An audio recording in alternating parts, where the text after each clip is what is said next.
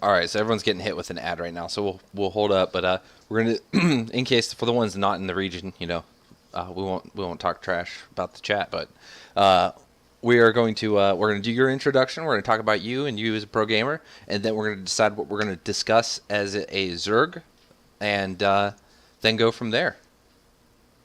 Awesome sauce. Awesome sauce indeed. So let's see if it's coming back up. When it's up.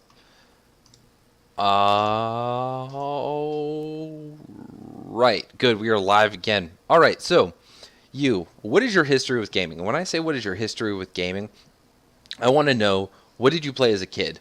So before you hit StarCraft, unless StarCraft was a big part of your repertoire, what were you playing as a kid? Man, the memories. I think obviously there was a lot of RTS. I'm trying to think back to the very original days to when I, could barely walk and stuff. I have vague memories of kind of sitting on my mom's lap while she had an old Amiga and was playing like Police Quest and like Commander Keen and stuff. But I'm pretty sure I just like mashed the keys and made her lose if I was ever allowed to play at that age. So that's kind of like very vague flashing images. But the first kind of really vivid gaming memories I have are playing the original Command and Conquer. I think that was like when my family first got a computer. At that point, because obviously the older ones were gone from then, and it was kind of like the most mind blowing experience playing Command and Conquer for the first time, and then Warcraft 2 soon after that. Got played the StarCraft campaign, Age of Empires, of course. We had the Age of Empires on the school computers, so when we were supposed to be, learning how to draw lines and really stupid vector programs, because in 1998 they thought that was something which would help our life skills. Yeah, we'd finish drawing the line in 2 seconds, then we'd play Age of Empires against each other, which was a lot of fun. So there's a lot of RTS. Then the original PlayStation, I remember FF7 was the first big RPG I played, and got into a lot of games from then. And of course, I think it was when I was like in early high school was when internet cafes became a big thing here. Did that get really big over there In in the America, States? no, no. I think a lot of people did it from their home, so the cafes really didn't kick off from a gaming perspective. The PC bang kind of thing. Okay, it was actually quite popular here in Sydney. Like everyone in the high school, like it was when Counter Strike was big. So this was the early 2000s, and just as a kid, I remember being like pretty blown away playing CS for the first time. Because I mean, you'd play a bit of like Quake or Unreal or something. That was fun. They were awesome games, but I think it was kind of the realism aspect in CS was sick. And then from there, when Warcraft 3 came out, I played a lot of ladder. I was probably maybe Gold League equivalency. Okay. Like I thought I was pretty awesome, but I never really improved at all or like did anything. You couldn't really watch streams back then, Right. so it was very easy to just play in your own little bubble, like To not play clan realize where matches you and were and all stuff. that. Yeah, you're like, well, I'm the best in my school, so I must be amazing at this game. Um, yeah, I got pretty addicted to playing Dota for a long time, but once again, it was all like LAN and just like pub games and stuff. But I think it was when StarCraft 2 came out. That was when I was like, man, holy crap! There's GSL on this dirty UStream restream because it was GSL wasn't free at the very beginning, and then it was like, what is this crazy awesomeness I'm watching? And So, so these pro gamers and stuff. So yeah, kind so of got is caught up in that. that what got you into wanting to increase your skill level, or did your skill in StarCraft 2 come naturally? Were you like, oh, GSL, want to be that? I'm going to try to become awesome, or did it click with StarCraft 2? Think a bit of both, I think it was kind of like I just got addicted to competing and improving. Mm-hmm. Like I love that feeling of learning. Like I love learning about things. So I think that's what you've got to enjoy to really have a long relationship with StarCraft, right? It's enjoying kind of improving yourself. And I just found it, I think listening to Artosis commentate and being so passionate and always like talking about of course, taking down notes and memorizing different things and working on specific things in practice. Like I remember just sitting there on Steps of War, and my brother used to play a lot in the early days, and I just got him to two racks me like over and over and over again because I'd like I gotta learn how to hold this, and like I think I just got really caught up in that, and then watching the competitive side was actually really awesome. It was actually about like a month or two before StarCraft 2 came out that I actually watched my first ever pro StarCraft 1 games. I was on this like Korean air flight, Mm-hmm. and I was just literally flicking through the little entertainment system through the sports tab, and then there was like Brood War OSL highlight game, something like that. I was like, what the hell is this? And I like opened it. Obviously, I'd played a lot of StarCraft. I kind of vaguely knew that there were pro gamers in Korea. And then I kind of watched these games, and it had Korean commentary with English subtitles, which is almost impossible to find. Oh And man. it was like the best like games ever. It wasn't even like whole series. It was just like the highlight games from kind of the middle period, like 2004, 2005 of StarCraft One. It was like I was so blown away by it. I was like, holy shit, man. Like, you know that feeling the first time you watch, like, really good StarCraft play and there's just so much multitasking going on, and you're like, this is so much more awesome than what my experience, like, growing up with RTS was. It's like, normally you just build your army and you kind of like, oh, cool, like, I have, some units and we kind of run our units into each other and there's not really any micro or macro. It's just fun. You try to do a drop, but there's no semblance of timing or macro or real pressure. And so to see that, I was like friggin' blown away by it. I just thought it was so awesome. All right. So let's talk about what we're going to talk about tonight. Let's set the agenda. And while we do this, I'm actually going to send you my character code. So give me 1 second, guys. I'm going to hide the screen right now. I'm going to send you my character code. I should probably open StarCraft. Oh yeah. All right. I think that's the right one. Let me make sure that it is.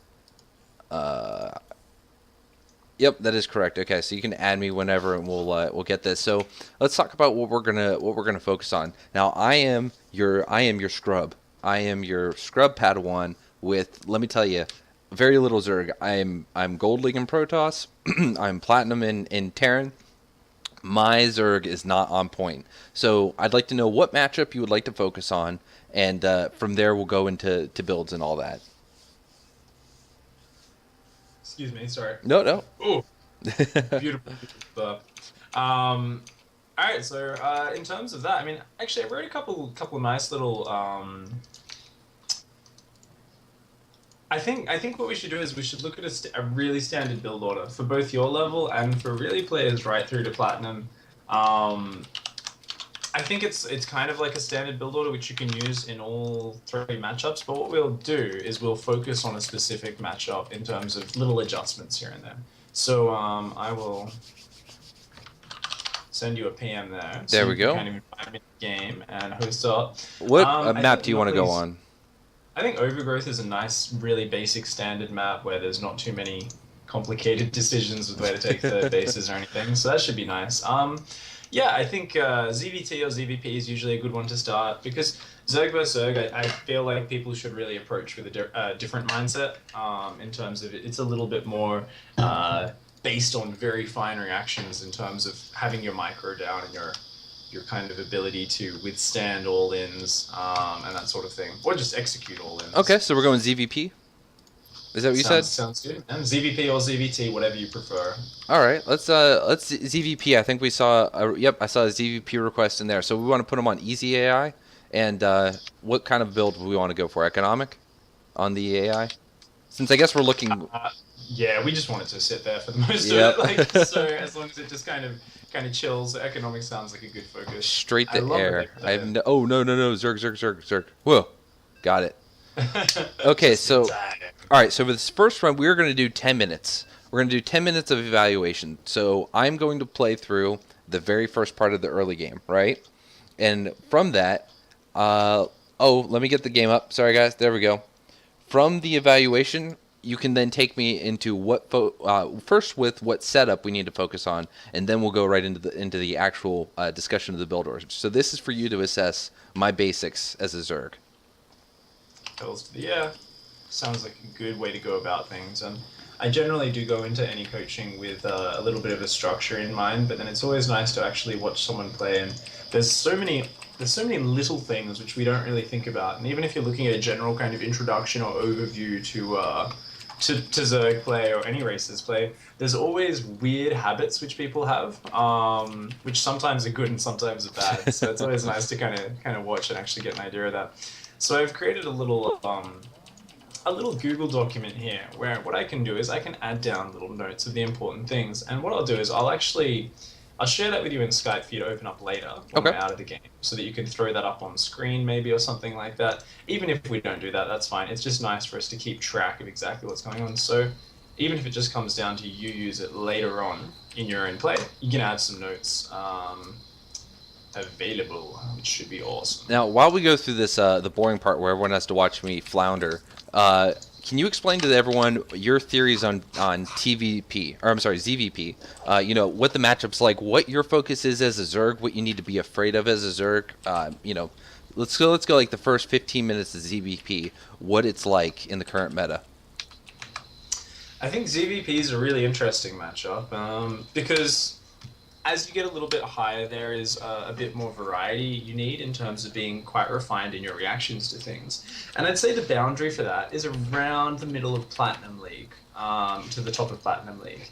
So generally, when we're just looking at it from, let's start off by thinking about it in a sub-Platinum League, I'd say you don't need to differentiate too much in terms of how you open your build compared to what your opponent's doing. And what we're really usually looking at, though, is trying to make sure we are safe against certain timings. And the big thing for the first 10 or so minutes against Protoss, any skill level, any map, is pylons getting up and Protoss doing something like maybe warping in some DTs, doing a fast all-in or a pressure timing. And one of the really huge things is basically Protoss can build units wherever the hell they want if they have the power there. So it's something which people obviously, they just kind of take for granted these days and realize, well, yeah, of course they've got warp gate. But one of the big things is what you don't realize is how long it takes an army to move across that map. If it's a Terran or a Zerg, you know, you want to go launch an attack, it takes a long time to get to that other side of the map, unless you're looking at just running some speedlings over there. So actually denying the ability to do that, or at least spotting it coming, is very, very important. And that also comes back to how you work as a Zerg player, right? You've got to build both your units, your fighting units, your Zerglings, your Roaches, your Hydras out of your hatcheries. You also need to build your drones out of your hatcheries. So there's always this decision, which we heard repeated: do I build drones or do I build units? Mm-hmm. Now, a lot of people get very stressed out when they hear about that, and so I don't know what to build, and they kind of freeze up and just don't build anything. So let's start off with the general reminder to everyone. It's always better to be building something, even if it's the wrong unit, than to just not be efficient and let your lava sit there. Because if you spend your lava, your hatcheries keep producing lava. So one of the best things to do is just kind of say to yourself, okay, well, how do we know when to build units? And outside of any set timings in your build where you just like to pump out those units, it's when you see your opponent move out on the map. So this is why denying those pylons, getting the map control up is very important. And so that if he moves out, rather than warping in units just outside of our base, he's going to have to walk all the way across the map. And we're going to have plenty of time to get out a couple rounds of units using that beautiful lava inject mechanic, which we love so much as a Zerg player.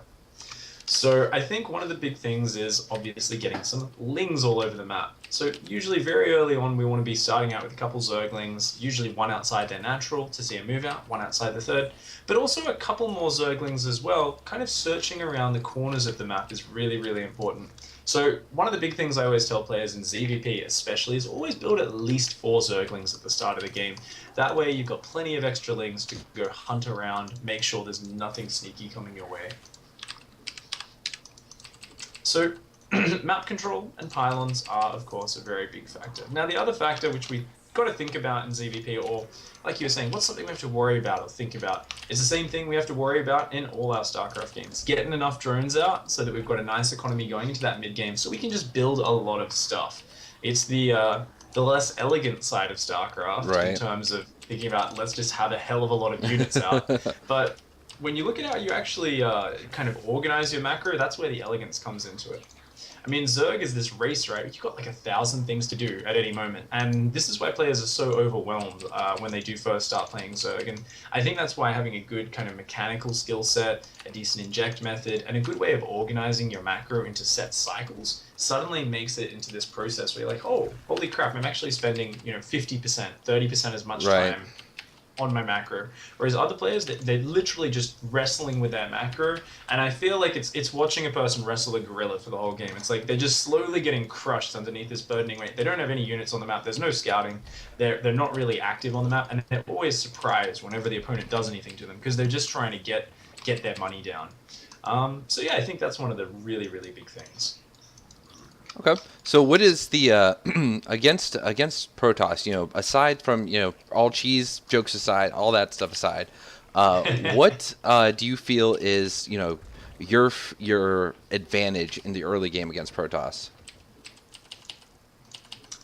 I think Zerg units can be really, really accessible.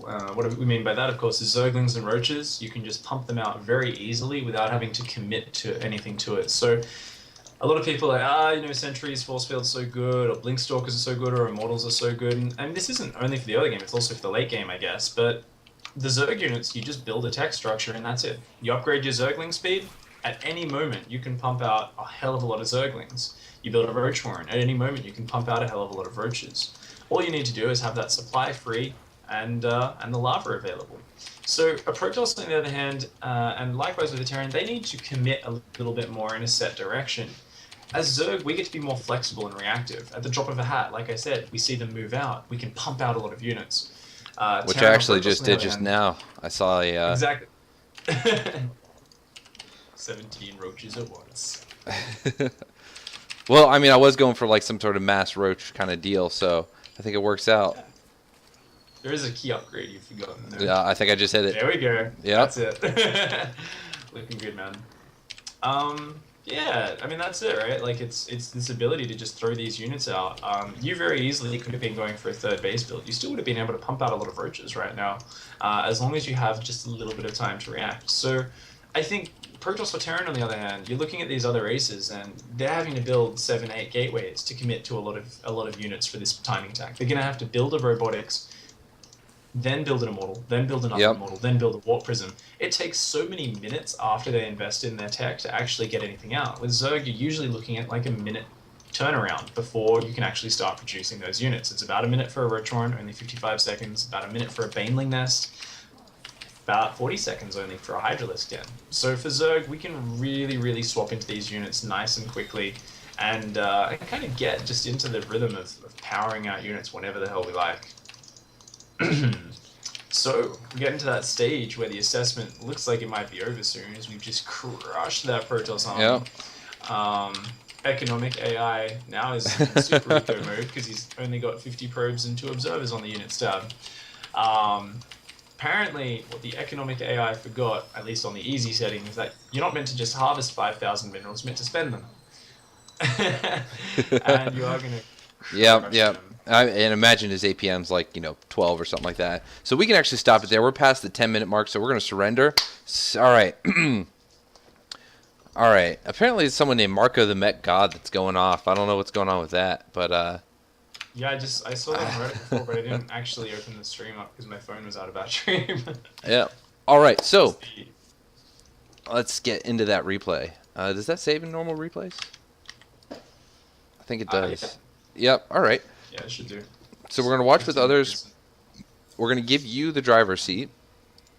Hells yeah. And then you're going to walk us through the basics and, what went on there. All right. And so host me, and we'll get this underway. Yes, sir. So taking a glance while we get this started up, at, of course, just a little preliminary, like I wrote a couple notes down on what we'd probably want to be focusing on today. Okay. And of course, the first point was mechanics. And absolutely. This is a show. This is something which is interesting and exciting. And the thing about when I'm coaching players is, depending on the player's attitude, how much they want to improve, how fast, and so on, and basically how much sponge they have in their brain, how much information they can absorb, I'll often throw the kitchen sink at them. I'll be like, dude, just friggin' this is 5,000 different things you can do to make your play better, and sometimes it's a little bit much, and I don't really want to go through all of that today because a lot of it isn't really the most important, the most necessary. What we want to focus on is just a couple of the key mechanics. Really, the camera is yours, by the way. The camera is yours. Yep. Oh, okay, cool. All right. Well, I'm just going to put it on your player cam while we just talk about a few of these things for a second. Okay. And, Okay, so yeah, basically the most important things we want to talk about is the macro cycle. Remember I was saying, like, Zerg can be pretty overwhelming, right? And I've seen players up in Master League who are still doing their macro quite inefficiently. They're clicking really fast. They got 200 APM, and that's allowing them to still play at a Master League level. But they're doing things in an inefficient manner. We're seeing players at all different skill levels that make inefficient things. So we really want to talk about how you're currently doing your macro cycle. We want to analyze that. Okay. The next one we want to look at is hotkeying of eggs in terms of we'll run through, we'll see if you're doing it in this replay, and then we'll check it. That's the mechanic where you basically number your army units the moment you build them, so that rather than trying to grab units rallying from all different points or rallying at a certain location and wasting time doing that, Mm-hmm. we're kind of hotkeying them straight away. I think that's one of the most essential mechanics, which a lot of players, especially in the lower leagues, don't actually know about. I know I didn't find out until like after I was playing very competitive StarCraft, and I was so mad that I didn't know. I actually got really mad at a LAN when a guy told me. I was like, "How have I not been using this?" And then the final mechanic I think we'll take a look at is the deselecting trick using shift. So basically trying to get comfortable with that shift key. So let's take a look through this replay now. Let's take a look at your macros. So first of all, taking a look at your opening, you're going 2 times speed. We've gone for a hatch first. We've gone for a pool and a gas, or in this case, I believe a gas first and then a pool, which is absolutely fine. Pretty standard-ish opening. Now, if you are playing this sort of opening against a Protoss player, you do need to be wary that you're keeping an eye on this. Oh, sorry. That this Overlord over here, this guy, actually goes out front your natural, or on top of your natural, before he moves down to the other side of the map. And you want to keep an eye on that and see if any probes are coming in, so that we are aware if any sneaky cannon rush is going to happen. So actually, I think this one, if you're are you looking for the first Overlord? No, the second Overlord. Oh, the second Overlord. All right, so first Overlord goes to the base, and then second goes to my natural. Spot on. Got it. With this first Overlord, because it's so early, you can actually usually go as well right between the natural and the main. And if you come down here, what you're going to do is you're going to both spot if they have a natural expansion. You're also going to spot if there's, say, a forge at a wall off, if they're trying to wall off their natural. And then you can still poke into the main, check, hey, what are you doing in here?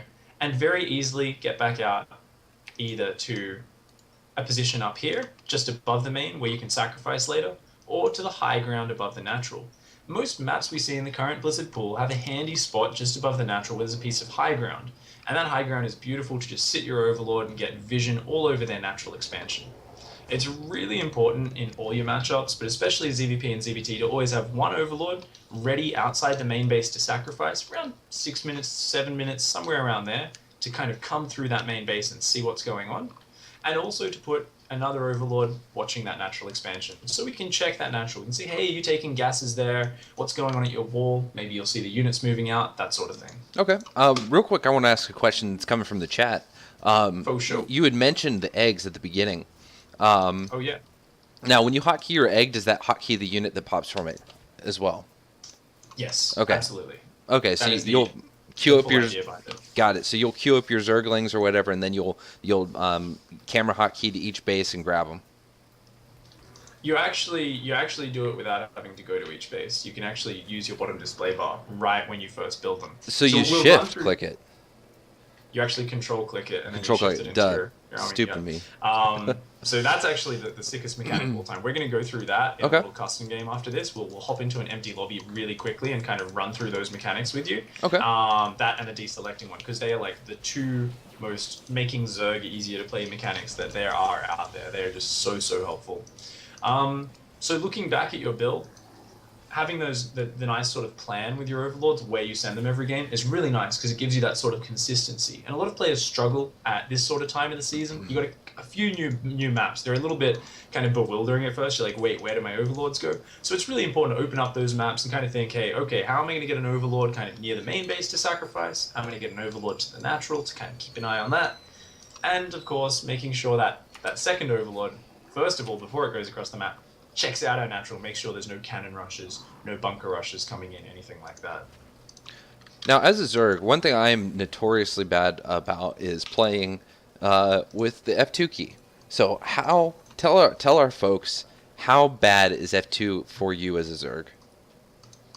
I think as a Zerg player that there is a big problem with relying on that F2 key. I think it has its place in base trades, and even then, I actually never use it. I've never used the F2 key, the select all army hotkey. Obviously, it's because they didn't bring it out until Heart of the Swarm. So I luckily, I just got in the habit of never using it. I think it's a great hotkey for Terran players, especially to use a lot. But I think as a Zerg player, it's very, very bad because as Zerg, you're so reliant on map control, and that involves Zerglings on watchtowers. Zerglings down at their possible expansion. So if you're ever relying on hitting that F2 select all army hotkey, what it does is it's going to bring back all your scouts from across the map. So each time you use it, you are going to lose all your map control. Any counterattacks which you want to be sending in, you are going to lose. And that's one of the most important things about playing Zerg, right, is using mobility. Now, maybe if you're not playing at a super high level, you don't use that many counterattacks, and that's fine. There's even pro gamers who are obsessed with Zerg as just having a big economy and winning front-on fights. Right. But I know for me, I think of Zerg, man, I think of Jadong, I think of like life, I think of Zerglings running in behind, killing probes, pulling your opponent back, cutting off their reinforcement pylon. So for me, using a mechanic that kind of restricts your ability to be flexible like that and explore those types of play, I think it limits the fun which you can have playing Zerg. So I think it's just something to get out of the habit of.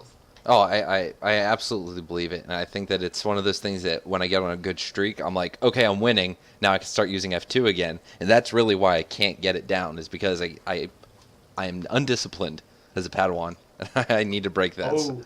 Oh yeah, man. I've actually got. It's funny because these questions, like, I've got actually little highlights from my coaching talking about that same thing with like why army selection is not great. But then I've also got one where it's that same follow up where people are like, well, I know it's not great, but then I just can't get away from using it no matter what happens. And there's another one where I talk a lot about the idea of you just got to deselect that hotkey to stop the habit. You really usually. do. And you need to just kind of say to yourself, I am not going to use this hotkey no matter what. And whenever you're learning a new mechanic, actually, a lot of players struggle because what they do, right, is we're all competitive. We want to win every single game. But whenever you're trying to learn a new mechanic, you're going to be playing at a little bit of a worse level. It's the same as a tennis player changing to a completely different tennis racket. Like imagine... not even that. It's like swapping. If you're swapping, say, inject methods or like how you select your army, like with that select all army key, it's like saying you are now going to use your left hand to play tennis. It's this very, very big fundamental change. And what a lot of players aren't mentally prepared for is that they want to win, right? That's why they're doing this change, because we want to become a better player. But then they do this change and they're immediately playing worse. They're losing more games. They're losing their ladder points. And so we start to think to ourselves, like, holy crap, like, what the hell? This isn't helping me. And obviously there's a rational corner of our brain that's like, well, obviously this is part of the process. But that rational part, it completely evaporates when you lose 100 or 200 ladder points, man. That rational part of your brain is very, very small at that point. All right, so at this point in the game, we're getting ready to end it. One thing that I want to discuss real quick is inject method. So I have been using, what I use is I have a Razor Death Adder. So my forward arrow click is my cycle through bases. So I select my Queen hotkey, and then... Sorry, your forward arrow click? Yeah, like on the side of my mouse. Yeah. So it's just a mouse button. And so what I do with that is I select my Queen hotkey, I hold down V, and then I cycle through and click. And that's how I've been doing it. What is your method for doing this? Okay, so you put backspace, the scroll between hatcheries, onto that forward arrow mouse, right? Yes. Yeah. Okay, cool. So this method is acceptable. Acceptable. It's acceptable. It's not horrendous. It has issues. All right. It's nowhere near horrendous. When I see players clicking on the minimap, go into their hatchery, grab the queen, inject it, click on the minimap, that is a really bad method. That's going to slow you down like crazy. This method is the easy man's way of injecting. It takes you no time to do. Now, a lot of people just, rather than using the hotkey on the mouse, they use spacebar. So just for anyone watching the stream, keep in mind, normally you've got that hotkey which scrolls between bases, hotkey to backspace. That's a very inaccessible hotkey. So what we're saying is normally you just put it on a really easy to hit hotkey, and all you're doing is select all queens using a hotkey. You're holding down V, which is inject, and shift. So basically you're saying, I'm going to keep queuing up injects, and all you're doing is alternating, zooming between a base and just clicking. So you like hit a button, click, hit a button, click, hit a button, click. It takes absolutely no time. I'm sure you're very comfortable doing it. Yeah, man? Yep, yeah, like, definitely. It just feels easy. And that's exactly why people love it. The downside is, especially as you start taking more bases, more hatcheries, or you start dealing with pressure or losing queens, it's gonna sometimes make mistakes. And the mistakes that happen are, if the queens aren't standing right next to the hatchery, your queens don't have enough energy, your queens are just gonna start running to different hatcheries. So what often happens is your queens start running around like crazy. They start kind of doing all sorts of like weird things, and you end up losing a lot of inject time. So one of the issues with it is that it's not completely consistent. And the other one is that it's very prone to screwing up when you're under pressure. If Okay. your queens are forced into fights, or if your queens are being forced to micro and so on. So that's why I normally recommend a few different methods, but at the end of the day, is it gonna stop you from getting to a high level of play? Absolutely not. Boom boom, use this inject method. That guy was rank 1 GM for a long time, and he never had super success beyond kind of code A and making into code S a few times, but it's not something that's going to stop you getting to a high level of play. It's just something that has a couple issues. Okay, give me 1 second. Of course, the first show is going to be interrupted by a dog that needs to be let in. So give me 1 second. No worries, man. All right, so Don't need him to be cold. All right, so I just had to open a door. So you want to go into a custom game, or how do you want to do this? Yeah, hop in. Okay, so let's just open a custom game really quickly and get into it. All right. So I honestly don't want to teach you a new inject method. Okay. Because it's a little bit tedious, and well, it's not like that tedious, but I mean we can talk about all different inject methods. It depends. I guess it depends what the stream wants more than anything. The audience, of course, are the people in charge. Make me a referee, and promote to lobby host. yes. There we go. Sorry, actually, referee is different, but now I can do it because I'm the lobby host. So, same difference. So we're doing this against no opponent. So let's actually, very quickly, what I was saying before about learning a new mechanic, right? It's not just about deselecting the old mechanics, like with the F2 key. It's also about being able to practice it in isolation a little bit. So if you're trying to learn how to hit a tennis racket with your different hand, do you then go out on the court against players of your own skill level from when you're using your right hand and just start trying to beat them? No, No. I think that's why I get a new account when I try to, or I go on a different server that I haven't leveled on, and I drop down to bronze when I try to use new camera hotkeys. That is the way to do it, man. That is the way. Because otherwise, it's just demoralizing. Like, what's the point? Yep. It's not just that it's demoralizing, but it's also distracting. You've got people just trying to screw with you. Like, that's what you're doing in StarCraft. You're trying to kill your opponent. If you have someone trying to kill you, you're going to be screwed up. Sorry. Yeah. No, you're fine. Guys, we'll cover inject methods. We'll go over those at the end of the coaching session, just so we do review them for you guys. We'll definitely go over them. All right, well, we'll actually just do it at the end of this little mechanical run through, Okay. just because why not? So go 3 hatch before pool, by the way. We're not running through a build order. What we're doing is creating a little sandbox for ourselves quickly. There's probably a custom map where we could do this faster, but we've got things to talk about while you do it anyway. Okay. So basically it's just kind of, drop 2 hatcheries, get a couple queens up, get some gas mining. We only need 1 base saturated, and that's fine.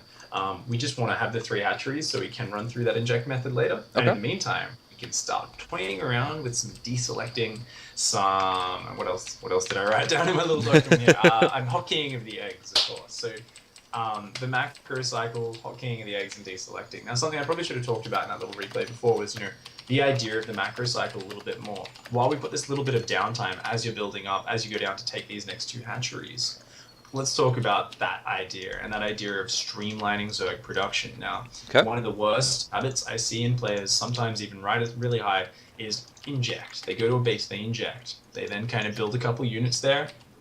They're like, all right, and they go to the next base, and they're like, all right, let's inject this. All right, and then they build some more units, and they go to the next base, and they're like, inject that, and then they build some more units, and they're like, oh, I need to add some overlords too. Okay. And they go and they spread 1 creep tumor, and they're like, oh wait, I need to put an evo chamber down. They go back, put an evo chamber down. They're like, oh, I gotta continue spreading creep because there's still creep tumors on the other side of the map. And basically, like, they're just bouncing between tasks back and forth, and it chews up so much time because they're not doing anything in kind of this organized structure.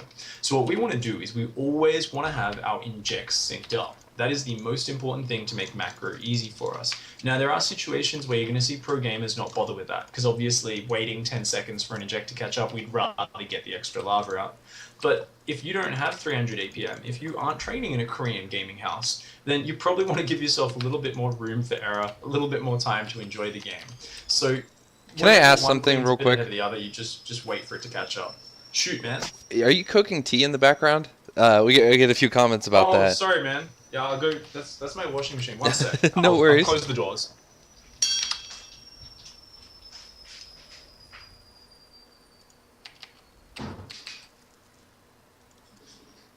So for the chat, just so you guys know, we're going over the basics because this is where I am with Zerg. I'm at the lower level of Zerg, so we're covering the basics. And the goal of the show is definitely to teach you all about the different, the races, the mechanics, and all that. But it's also to help new players. So this is going to be all archived in YouTube. So new players are going to come out and be like, "Oh, look at that! That's some content that I'm able to work with." So that's what the goal is here. We are going to that's why we have the replay review. So while we're doing this low level, me playing and me getting the mechanics to get the coaching from him for that, we're also going to get the higher level stuff from the replay. So we are going to probably go over, I believe, a GM or a diamond replay. Haven't decided yet, but we'll be doing that. So some people were just asking, hoping for some high-level content. Just let them know that we are going to get into that. So, all right, we have some queens spawning now. Hotkeying those. Hells yeah, man. So we've got plenty of drones. We don't need any more drones. Okay. Just put dudes on the other gas in your main, and our sandbox is complete. Yay, so we sandbox. Can start playing with some things. Yay! So back on the macro cycle I was talking about before, guys. To keep it simple, what you're looking at with the macro cycle is just a very simple idea of keep your injects in sync. So say one inject is 10 seconds behind the other. Wait for them to catch up before you start. And then once they're all synced up, you're thinking of a 40-second macro cycle. It takes 40 seconds for your injects to finish. So what do? First of all, you run through an inject. So let's do that now. Lycan, throw some injects down. And what we are going to do now is produce. You want to spend that lava that we've just seen pop out everywhere. Now, while you're producing the lava, you actually want to be glancing at the top right of your screen normally, and you want to be thinking, how many overlords do I need? And most of the time, with each production round, you're building a couple of overlords. At the start of the game, it's maybe only one, maybe two overlords. As you get to, say, 50, 60 supply, maybe it's 2 or 3. As you get to 80 or 100 supply, maybe you're building 6 or 7 overlords at a time. It's always better to have a bit of supply free than get supply blocked. People go, oh, but that overlord is, it's opportunity cost lost. You're building it a bit earlier than you need it. Guess what? It's a lot better to spend 100 minerals a little bit earlier, which you're going to need later anyway, than it is to have your entire production grind to a halt. That could be potentially game ending. I have a side question regarding your queens. Do you hotkey creep queens differently than your inject queens? Absolutely. 100%. In ZvT, most importantly of all. Now, my belief is you don't really need more than 3 queens injecting at any one time. Now, this is if your injects are really good. If you're not an absolute top level player, maybe you'll give yourself 4 queens injecting to give yourself a little bit more room for error. Any other queens, though, should be creep queens. They should be hotkeyed separately because it's very important to, for instance, in Zerg vs Terran, use those to help defend Hellions. And just manually, if they clear up some creep somewhere on the map, you don't want to have to go running around looking for your queens, but you also don't want to pull your injecting queens away. So you want to be able to manually grab those queens, send them over there, get some creep laid down. Okay, so we've got some Zerglings coming out. I believe we wanted to go over something with the eggs and the hotkeys, right? Is that what we were going to next, or? Okay, so just to sum up, macro cycle, step 1, inject all your hatcheries at once. Step 2, produce. Now, while you're producing, you actually, usually, whenever you're doing big rounds, you want to be holding down the key. I notice you're tapping a lot. Okay, so just let it run. Do you ever? Yeah, now, actually, this is a cute setting which can help anyone. So I reckon, why not go over it? You on Windows 7? I am on Windows 7. Open up Windows, search mouse. And can you show this on screen? Okay. Show up, yeah. Yeah, I might already have this disabled because someone told me to make a mouse change setting. But go ahead. All right. Open up keyboard as well. Oh, okay. All right. So hardware. Do both at once. Let's see. Okay. Well, there's mouse. So what do we want to do with mouse? All right. Mouse pointer options.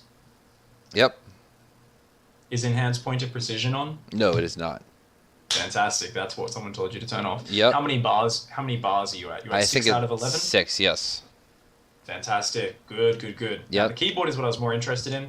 Now, you've got keyboard speed open, and the repeat delay and the repeat rate should both be to the far right. So it should be the shortest possible repeat delay and the fastest possible repeat rate.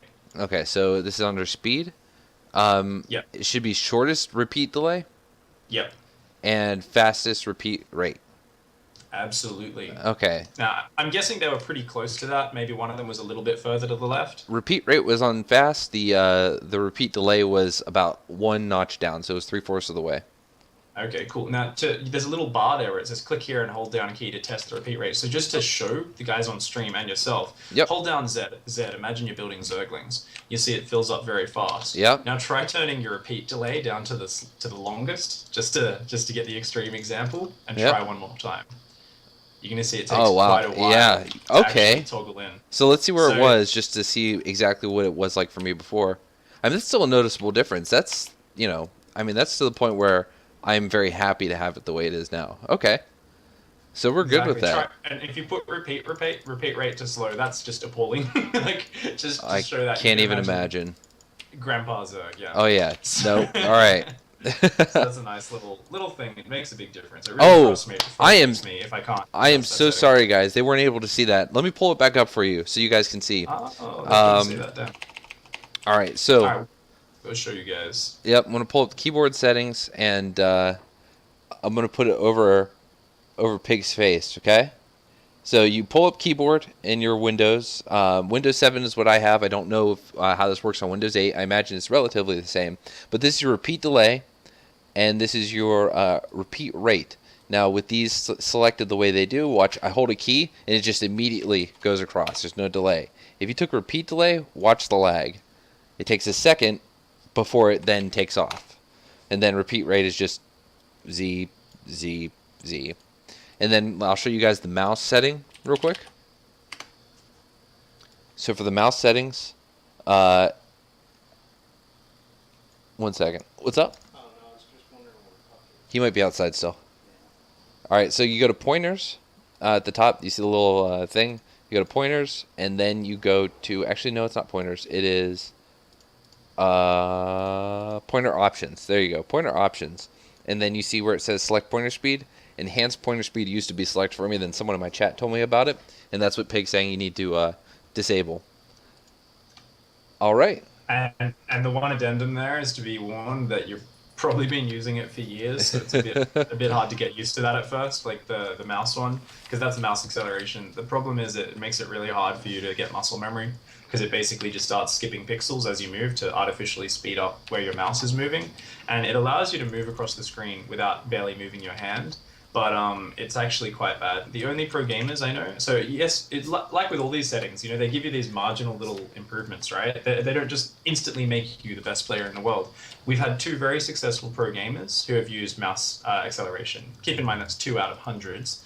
But Bunny, who's pretty much the best foreign Terran, if not the best foreign player at the moment, and also Baby Knight, who was a very good Protoss player and one of the best Dota players in the original Dota. Was he? Yeah. So yeah, you can still have good micro with it. It's just harder. It just makes your life a little bit harder. Okay, so all right, so now we just to review where we're at right now. These videos will be on YouTube, so you'll be able to get the all the information and all that stuff from the VOD. Those will be up tomorrow with the late game VODs as well. So we have first. I have a few more hatcheries going down actually, so we can get some more larvae to work with. And I have a shit ton of minerals, so why not, right? Oh yeah, sure. And we don't really need anything. It's fine because we are just running through a few mechanical things. So you can just, you can pretty much take your hands off your mouse and keyboard. It's cool. Okay. No stress. All right, so we go through the production cycle. We inject. We make something. What's next?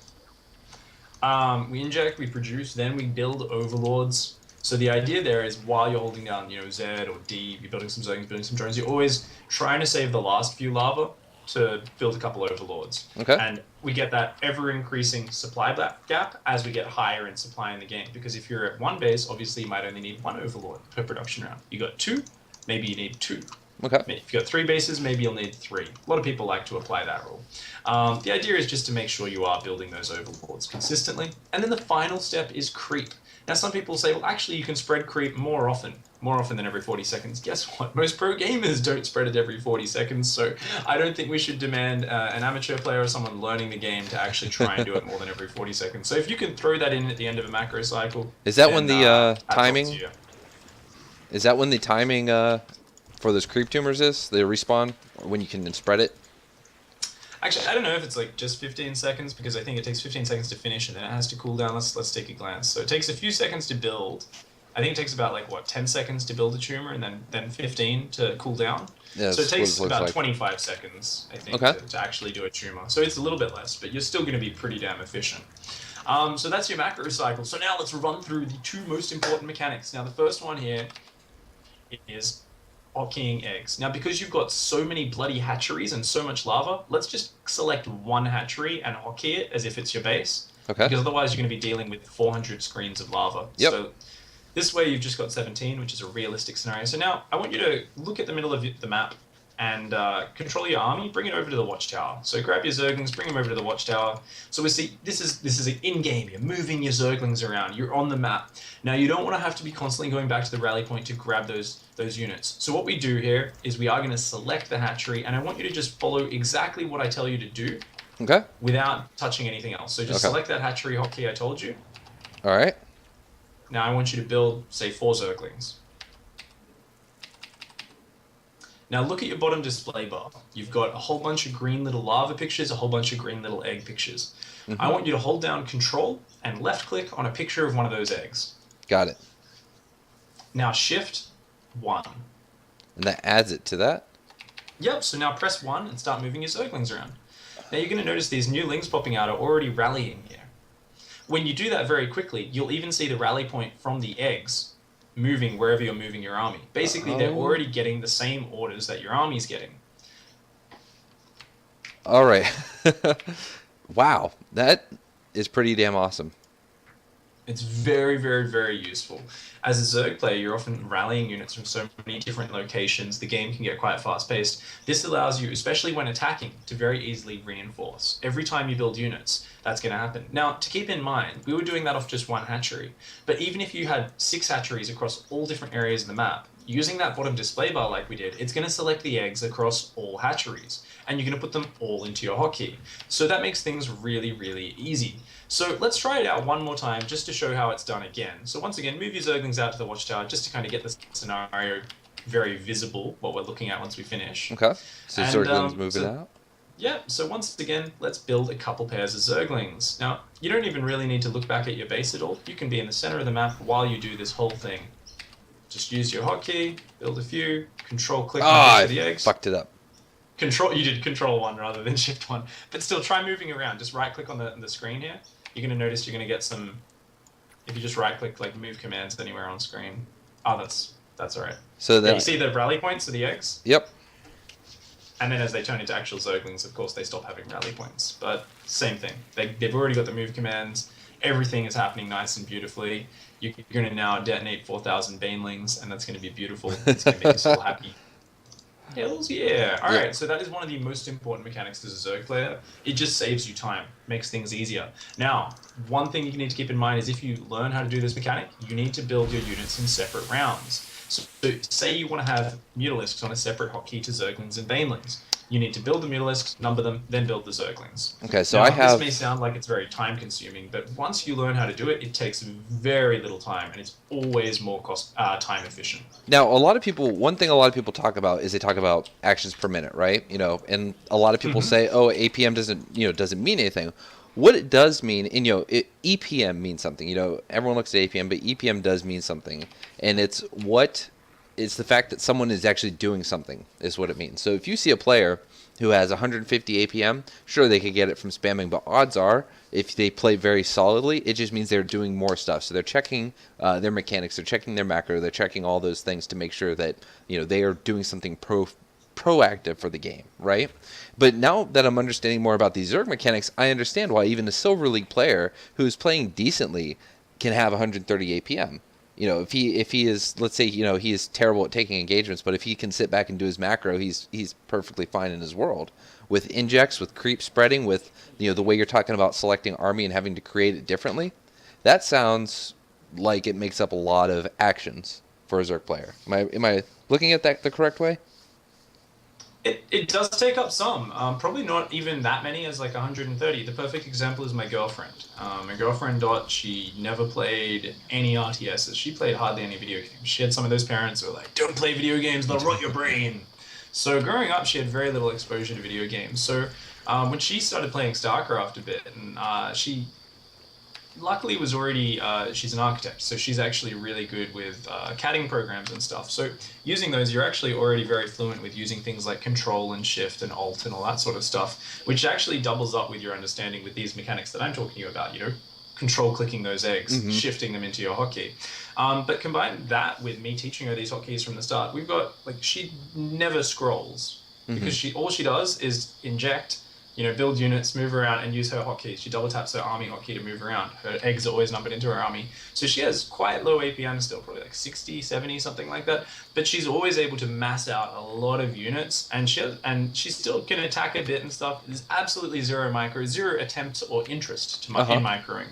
But we're talking about a player who's, through very, very few total games in StarCraft 2, been gold on EU and the American server, and she still plays at silver or gold levels, somewhere around there. When we're talking about someone who plays a game like every other month, like a game. Right. And it's just through the core of these mechanics. So it does definitely boost up her APM, would probably be about 17 otherwise. It does boost it quite a bit. But I think ultimately it doesn't end up being that many, because what you'll find is you are actually compare it to someone who's manually going back to their hotkey by clicking on the minimap and then boxing the units and kind of bringing them over and trying to add them to their army. These players, because of the lack of organization, I think they do end up just doing a lot more extraneous clicks, even if they aren't trying to spam or anything like that. Right. So there was a question from the chat. And chat, I know you're on a little bit of delay, but you can go and clarify it if I'm not understanding this correctly. But it sounded like he was like, how do you re-hotkey, ask Professor Pig, the best way to re-hotkey groups of Zerglings and Banelings. It's pretty difficult. I imagine what he means is you have a group of Zerglings and you morph them into Banelings. So what you would do is you'd control-click the Banelings and then, put them in a different hotkey. Does that sound like what he might be asking? This is kind of funny because I was like, I don't want to go through every single mechanic, and then everyone in chat's asking me, and I'm like, well, we might as well, right? People want to learn. I actually been teaching this a lot lately, a little bit on stream, a little bit off. A friend of mine is actually right now in the process of editing a YouTube video where we go through all the points on this. But for the moment, how about I link you a nice little document? You can you can take a glance at this. Maybe you can throw it up on stream. It's not the most beautiful thing to read. But that's just a Google Drive document with a couple of notes. And basically, the key thing is Control-Shift. So I guess why don't we just show it in game straight away? I'll run you through this. So build some more Zerglings. All right. You blew up all your Zerglings. It felt so good. It does, doesn't it? So just for now, let's just use these 8 Zerglings you've got up here. And let's take a look at them. So you've got these 8 Zerglings. Just bring the Zerglings away. Detonate those Banes. We don't need those Banelings. Get out of here. All right. So let's morph 3 Banelings. Now what you're going to do is hold down Control and Shift and click on a picture of the Baneling in that bottom display bar. Now Control 1 your Zerglings. Okay. And Control click on the Baneling and number them on number 2. Okay. Okay. So what we just did is we used Control-Shift. Advanced mechanic. Control-Shift is a beautiful mechanic. If you think about what does Control do, it selects all of a unit type. What does Shift do? It deselects or adds to selection, depending on what you've already got. If you're trying to use Shift on something you've got selected, it deselects it. If you're trying to use Shift on something you don't have selected, it adds it to your selection. Okay. So what we're doing is we're deselecting all of a unit type. So what we're doing is we're using this mechanic to very quickly take all the Banelings out of our hotkey. And that makes it very, very easy. So one more time, I'm going to talk it through a lot slower this time. So morph another 4 or 5 Banelings here. Now, what we're doing is we're tabbing down through that bottom screen to find the Banelings. Oh, you already did it. Did you? I didn't have to tab. They were all at the top. Oh, okay. But you already deselected them. Yes. I'm sorry. Okay, cool. Let me burst them. We'll do it slower. I'm going to do it very slow for everyone in the. This is a pretty advanced mechanic. I figured, we should run through it nice and slow. With a lot of these mechanics, the ones that are slow guys, my drill instructor used to always say, "Slow is smooth, smooth is fast." So don't think you have to do it as fast as Jaedong does. Right away. Take yourself to these maps and practice it. As Destiny said in the late game, perfect practice makes perfect. So focus on getting it right each time, and you'll soon be doing it like that. We'll show the Google Doc after this. So, all right, you want to talk us through whenever you're ready, Pig, and we will hotkey some of these gosh darn things. No worries. So basically, yep, let's morph a couple banelings. Okay. Now, using that bottom display bar, what we're going to do is we are going to hold down Control and Shift, and what we're doing by left-clicking on a picture of the baneling is we are deselecting all of that unit type. So let's do that, and then we are left with just Zerglings in our hotkey. So as we're left with just Zerglings in our hotkey, so let's do that Control Shift. That takes all the banelings out, wherever they are on the map. They don't need to be on screen. Now we're left with the Zerglings. So to make sure we're numbering these Zerglings, we go Control 1. Now, to explain that, why are we doing it this way? Because you've often got eggs rallying across the map. If we're talking about that earlier mechanic with the eggs rallying. So if you were to do it a different way, we would get rid of those eggs from our selection. It would mess up all of our hotkeys. But this way, you're reconfirming your hotkey minus the banelings. That's all you're doing. So we've done that. We've done Control 1. The Zerglings are on a separate hotkey. Now we've got the banelings. And normally you control click on those banelings and you hotkey them on number 2. But unfortunately, sometimes you will accidentally blow them up if you're Lycan because you get very excitable.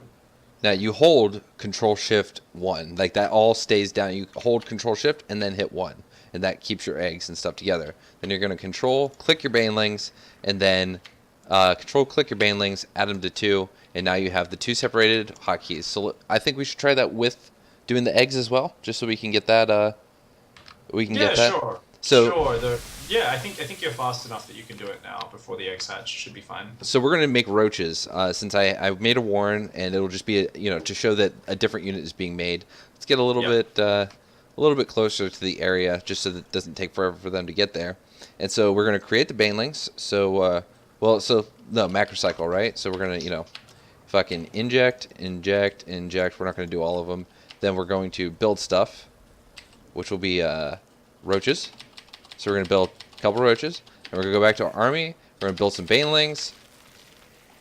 Oh man, I screwed it up already. You forgot to I screwed it up. All right, doesn't matter. Doesn't matter. Just build a few more roaches. Yep. So we're going to build some roaches. Well, we'll get rid of these veins actually. But sorry. No worries. All right, so I have all this larva, right? So we're enough larva. It's fine. All right, I'm out of Vespian gas, but I got 3 roaches built, right? So there's going to go to hotkey 1, and then we're going to select these. Select 1. Your hotkey. You select your number 1 hotkey. And then I got to tab to the Zerglings, right? You accidentally hotkeyed all there the we go. lavas. Oh god. All right. This is too good. Guys, this is why Scrubz is the name of the show. Oh, Lord in heaven. All right. This is great. It's fine. I don't think we really need to show it that way anyway. People can believe us. Trust me, the eggs stay in the hotkey. It happens. There you go. Great. And Pig said he's got a video coming for this. So, all right. What's next, Coach Pig?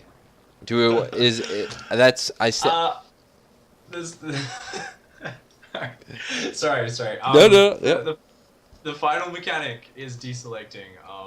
So this is like I said, that Control Shift, that's advanced. Now let's quickly talk about one more scenario where that would be applicable. Bring your army into your third base. Okay. Third base. Got it. Bringing them in. Yep. Bring it down here. Now what I want you to do is I want you to grab all these drones and overlords here and just throw them into your hotkey on the same hotkey as your army. So you've got all these units and these roaches on in your hotkey. So just start boxing shit and shift-1ing it. Box, shift-1, just throw it all into the army. Alright, got it all. Alright, so now pull your army up here. Just pull it all off mining. Like just move your army somewhere. Now, okay, we've pulled drones to defend a Protoss all in, or Terran all in, right? Okay, we've just barely held. Thank God, those drones buff it a little bit. Phew. How the hell do we reorganize our army and put our dudes back on? Now, the first thing you want to do is think about how do we get rid of all of a unit type from our selection? We've just learnt that, right? Control Shift. So the best thing we can do is we can just click everything onto the minerals. And then we can look through these bottom bars, find the drones and queens, and you want to Control Shift those out of your selection. Oh, snap. And then just one and done. Right? Yep, Control 1 to reconfirm the hotkey after you do that. That's the very important step people forget when they're first trying this. And there you go, all your drones have gone back. Obviously, you might need to put some guys back on gas or something like that, but it's really great for reorganizing. Likewise, you accidentally get all your Mutalisks somehow stuck in your army hotkey. You're like, I want you to be off harassing. What are you guys doing in here? Same thing, Control Shift them out. So, now I have a question. Yeah.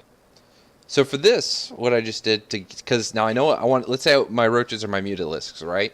I wanted to, I don't want to get rid of the hotkey that has the, well, I guess you'd already have your Mutas hotkeyed in a different hotkey, so you wouldn't need to clone your hotkey before doing that.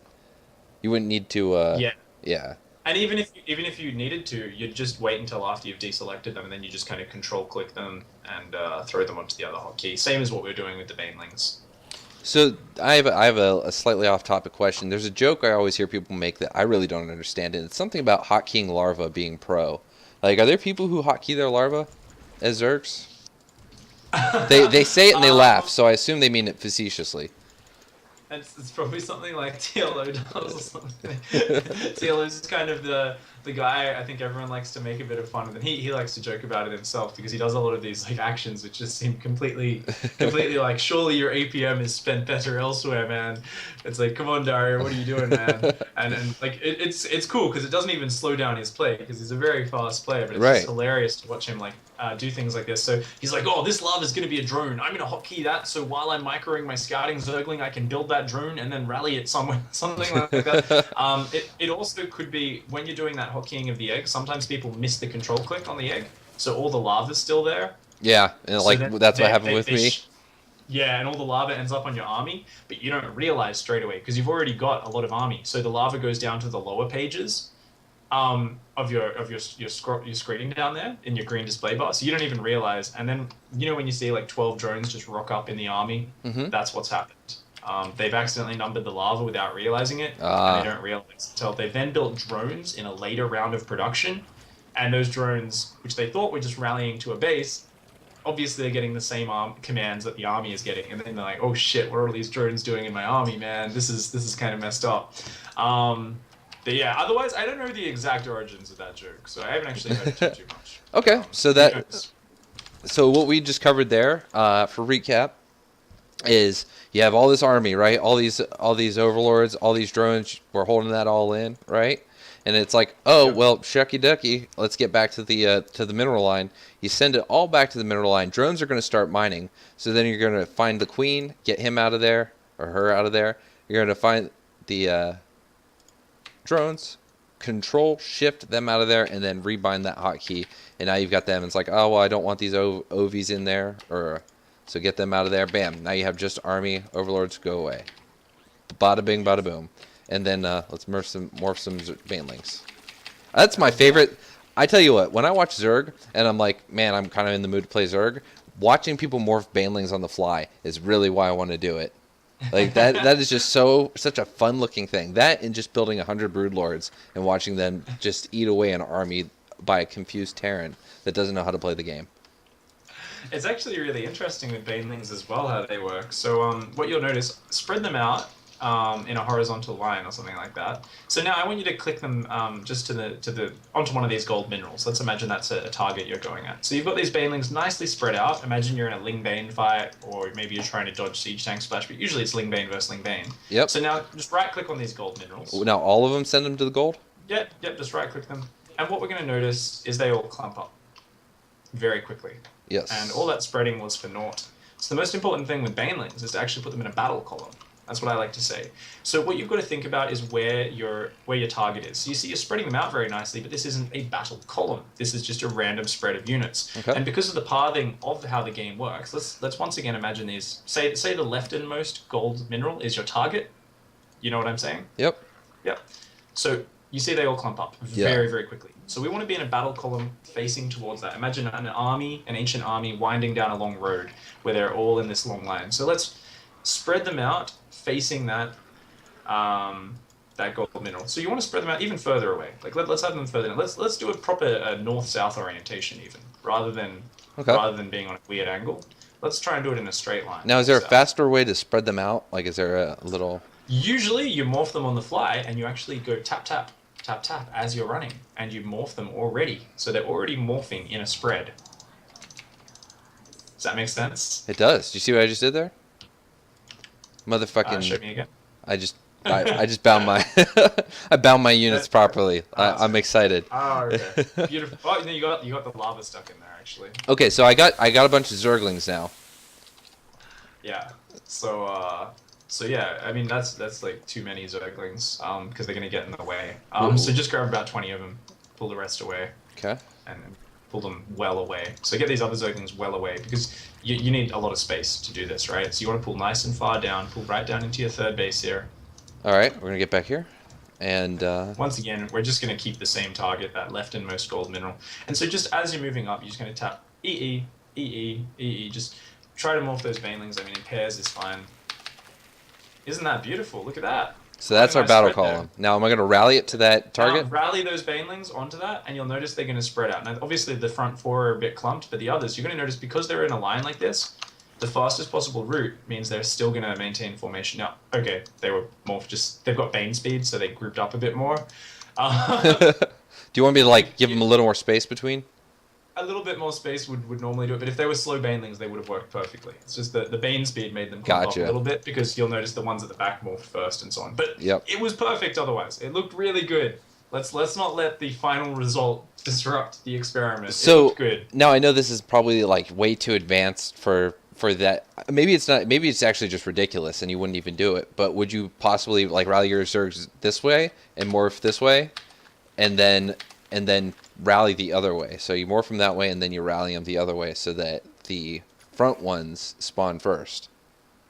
Is that something you'd ever do? Nah, normally you just give them a little bit more of a spread. You start doing it from a bit further away from wherever your opponent's base is, and okay. And it works out just fine. And if they're not perfectly spread out, it's not the end of the world anyway.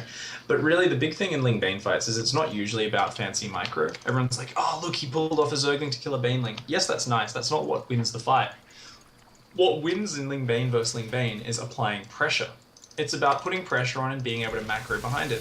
If you watch anyone right through to Master League doing Ling Bane battles, I guarantee you there's over 1,000 minerals floating in both players' banks. Guess what? Microing a little bit better? It might matter in some situations. Obviously, you don't want to run 40 Zerglings into a Baneling. That's kind of important. But other than that, I don't think the rest of the micro is very important. I think it's much more important for you to be spending your money back home, injecting. And this is where players come into trouble. And this is why that control-shift mechanic we were talking about, being able to quickly reorganize your Banelings, and that's why whoever asked that in chat is a genius, because you recognize very easily, like, this is the issue with my Ling Bane fights. I just can't organize quickly enough. Yeah. The ability to pre-spread like this, rather than wait for them to finish morphing, manually spread each pair out. This sort of shit saves you so much time. And when you actually go for the battle, are you doing anything fancy? Hells no.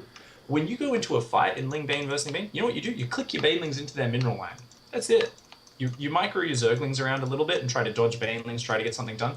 But what you do is your Banelings just try to get to their drones. And if you're doing that, it threatens your opponent. Your opponent goes, shit, I can't let those Banelings into my drone line. And if they get in there, you know, I'm going to take damage no matter what. So your opponent has to start blowing Banelings up on your Banelings. Now guess what? It takes 2 Banelings to kill an enemy Baneling. So as long as you're spread in pairs, or even spread even further than that, there is no way for defensive Banelings to be cost efficient against you. So just by applying pressure, you're putting this huge pressure on your opponent, and you're usually going to force them to take a bad trade on you. So if you're keeping up injects behind that, whether continuing an all-in or doing some macro, you're almost always going to get ahead. Okay. And to put that in concept, obviously, I've kind of exaggerated a little bit, because let's keep in mind people do have queens and spines. Right, right. So those are what become cost efficient in defense. So the defensive Baneling's job is to force the attacking Banelings to spread out so that the queens and spines have time to get the damage done. If there's ever no queens or spines, the attacking player will always win. There is no way for them to lose. But even if there's only 1 spine or 1 queen, you're still probably going to break through. So that's always very important. Apply pressure and keep doing your macro at home. Don't stare too much at the fight. Try to set things up, let the fight happen, and then you can look back, throw in an inject round just before you go in. Throw in a round of macro once you think, well, I've only got a few Banelings left. Let's just click them on some drones, or shift click them on some drones in the mineral line. Let them do their work on their own, right? And let's look away. That prioritization is probably the hardest part of StarCraft, in my opinion. That makes sense. You sound like you're on Australia. On Australia. In Australia. With I am in Australia. I hear. Insects? Yep. Oh, is that Yeah. real? Yeah, it's the middle of summer, man. Holy! It's I was being a lots. smartass. I thought you had like some like noisemaker making noise of sounds of I outside. wish, yeah, like to help me sleep or something, like rainforest noises or something. No, we actually just have a lot of insects. Yeah. That's kooky. All right. All right. Middle So of summer, man. where do you want to go from here? All right, so let's get into some more interesting stuff. We've talked about a whole lot of little mechanics there. I didn't really go on too much about deselecting specifically. So final mechanic, because I think we've talked about a lot of things which are more advanced, but remember the hotkeying the eggs is the most important. And I always tell people, like, if they don't have any of these mechanics down yet, I literally just say, just practice hotkeying the eggs and deselecting. So get rid of everything. Just these Zerglings up on the watchtower, I want you to hotkey those. And we were talking about map control before, right? Yep. So we're going to run through the final thing, which is one of the best things to do as Zerg player, which is put lings all over the map. So just using that hotkey and using your mini-map only, we're not going to move our screen around. We are going to send a Zergling to every base on the other side of the map. Can you imagine how you'd go about doing that? You know, I always with my Marines. So I do that with my Marines. As Terran, so I usually select an estimated key group of about how many I need, and then I just show us how you do it. Yeah, okay. Go through it. So that base, click, that base, click, that base, click, that base, click, that base, click, that base, click, that watchtower, click, that watchtower, click, that base, click.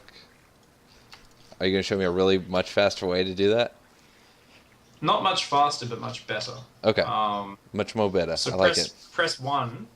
Okay, 1. And now move somewhere. What's your mini-map? The Zergling, or your scouts just came home. How do you take those off your hotkey? Oh, Now, okay. I thought you wanted me to reset You're everything. probably doing that from a rally point with Terran, right? So those units aren't already hotkeyed. No. I unhotkey them. So like if I have if this is my group right here, I will now.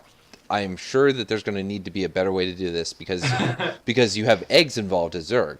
But as a Marine, all my stuff is moving out here, and I usually don't hotkey it until it gets to the rally point. So yeah, so I would take those over there and then re-hotkey this group of units. So you want to go ahead and run me through? Okay, fantastic. Okay, cool. So you've got kind of the right idea. You know, and for the guys on stream, if you have no idea how he was sending those Zerglings out using the minimap, he's literally just telling them where to go and shift left-clicking to get to deselect a portrait. That's deselecting. Deselect a unit, move. Deselect a unit, move. So you're basically saying, everyone go there. Now let's leave one guy with that command and send everyone left to go to the next place. Okay. Let's leave one guy with that command and then move to the next one. So now let's try this one more time with your army selection. So bring your number 1 hotkey. Just let's see what's on your number 1 hotkey. Let's move it to this watchtower. All right. So what you want to do is using your whole army, do the same order of commands.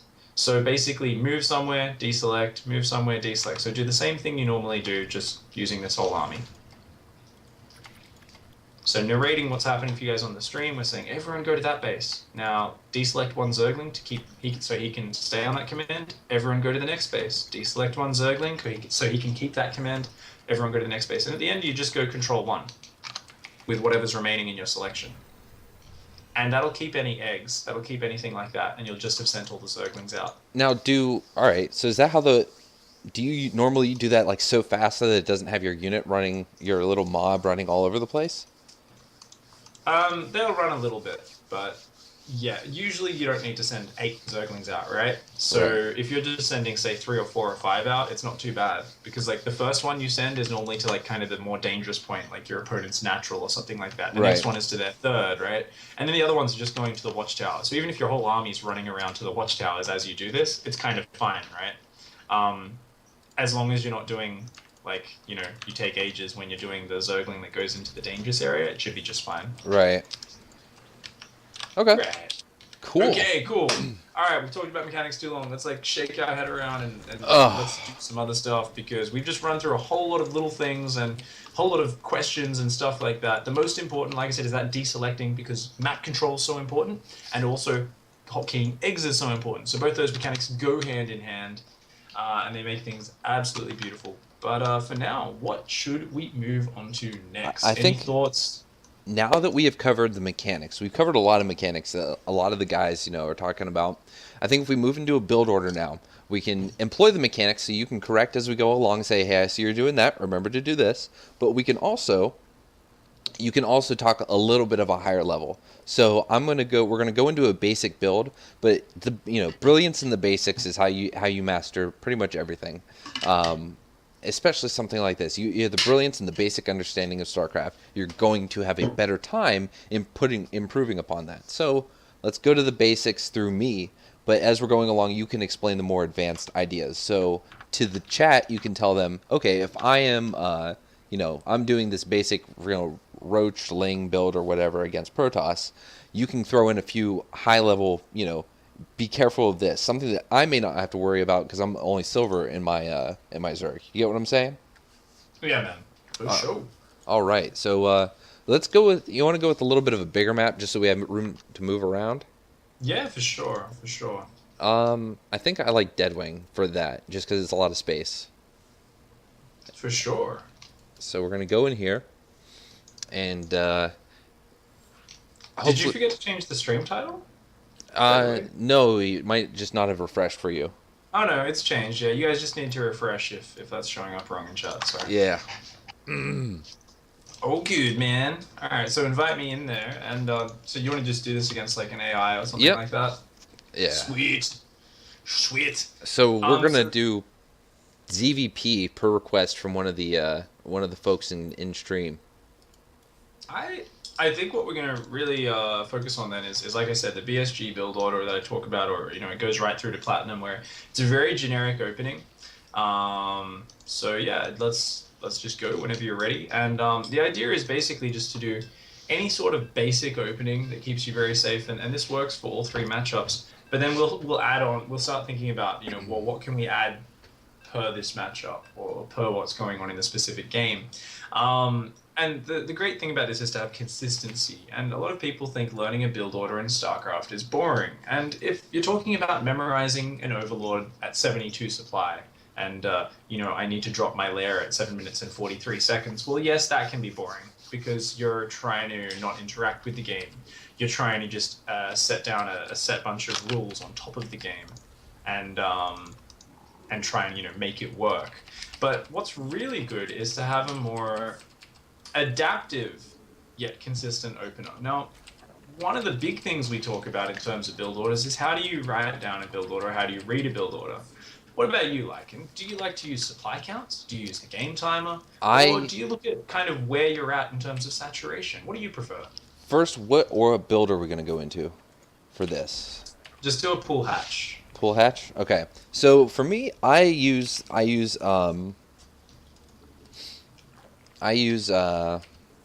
do you call it? I just try to do the hatch the fucking cancel the gas. That's cool. Just focus on your build for the moment. Overlord. All right, so I try to. If you're gonna ever do an extractor trick, guys. Sorry, very quickly. Go ahead. If you ever do an extractor trick, always build the Overlord first and then do the extractor trick, unless you're planning to do some sort of all-in or timing-based thing. Yeah. So that was my bad. Ignore that horrible. That's why I'm. You were distracted. So I like to use when I first learn a build. I like to use supply for the first, because then supply is a good. What's the word? Supply is a good measure for it, and then as things get refined, it's more when you have the minerals and the gas to do it is when you do it. That's been my experience anyway. So supply is a good way to look at it to learn the order of the build. Then resources is what I go off after that. I rarely use times, though I probably should a lot more. There's different strengths to each approach, and I think the best all-around approach is also the hardest to apply, which is why it's, I guess that's StarCraft in a nutshell, isn't it? There's no cheat codes in this game. There's no easy way to get a win. That's the beauty of it. It's a harsh mistress, and that's basically basing things off saturation. So, like where your economy's at, because that allows you to always do things kind of at the point where you can afford to do something. So with a supply count, it is one of the best methods that's easy to use, and I still use supply counts to a certain extent, but I adjust it as soon as I get used to a build. by getting used to where the saturation is. So with a supply count, why is that so good? Well, it tells you what time in terms of your overall supply.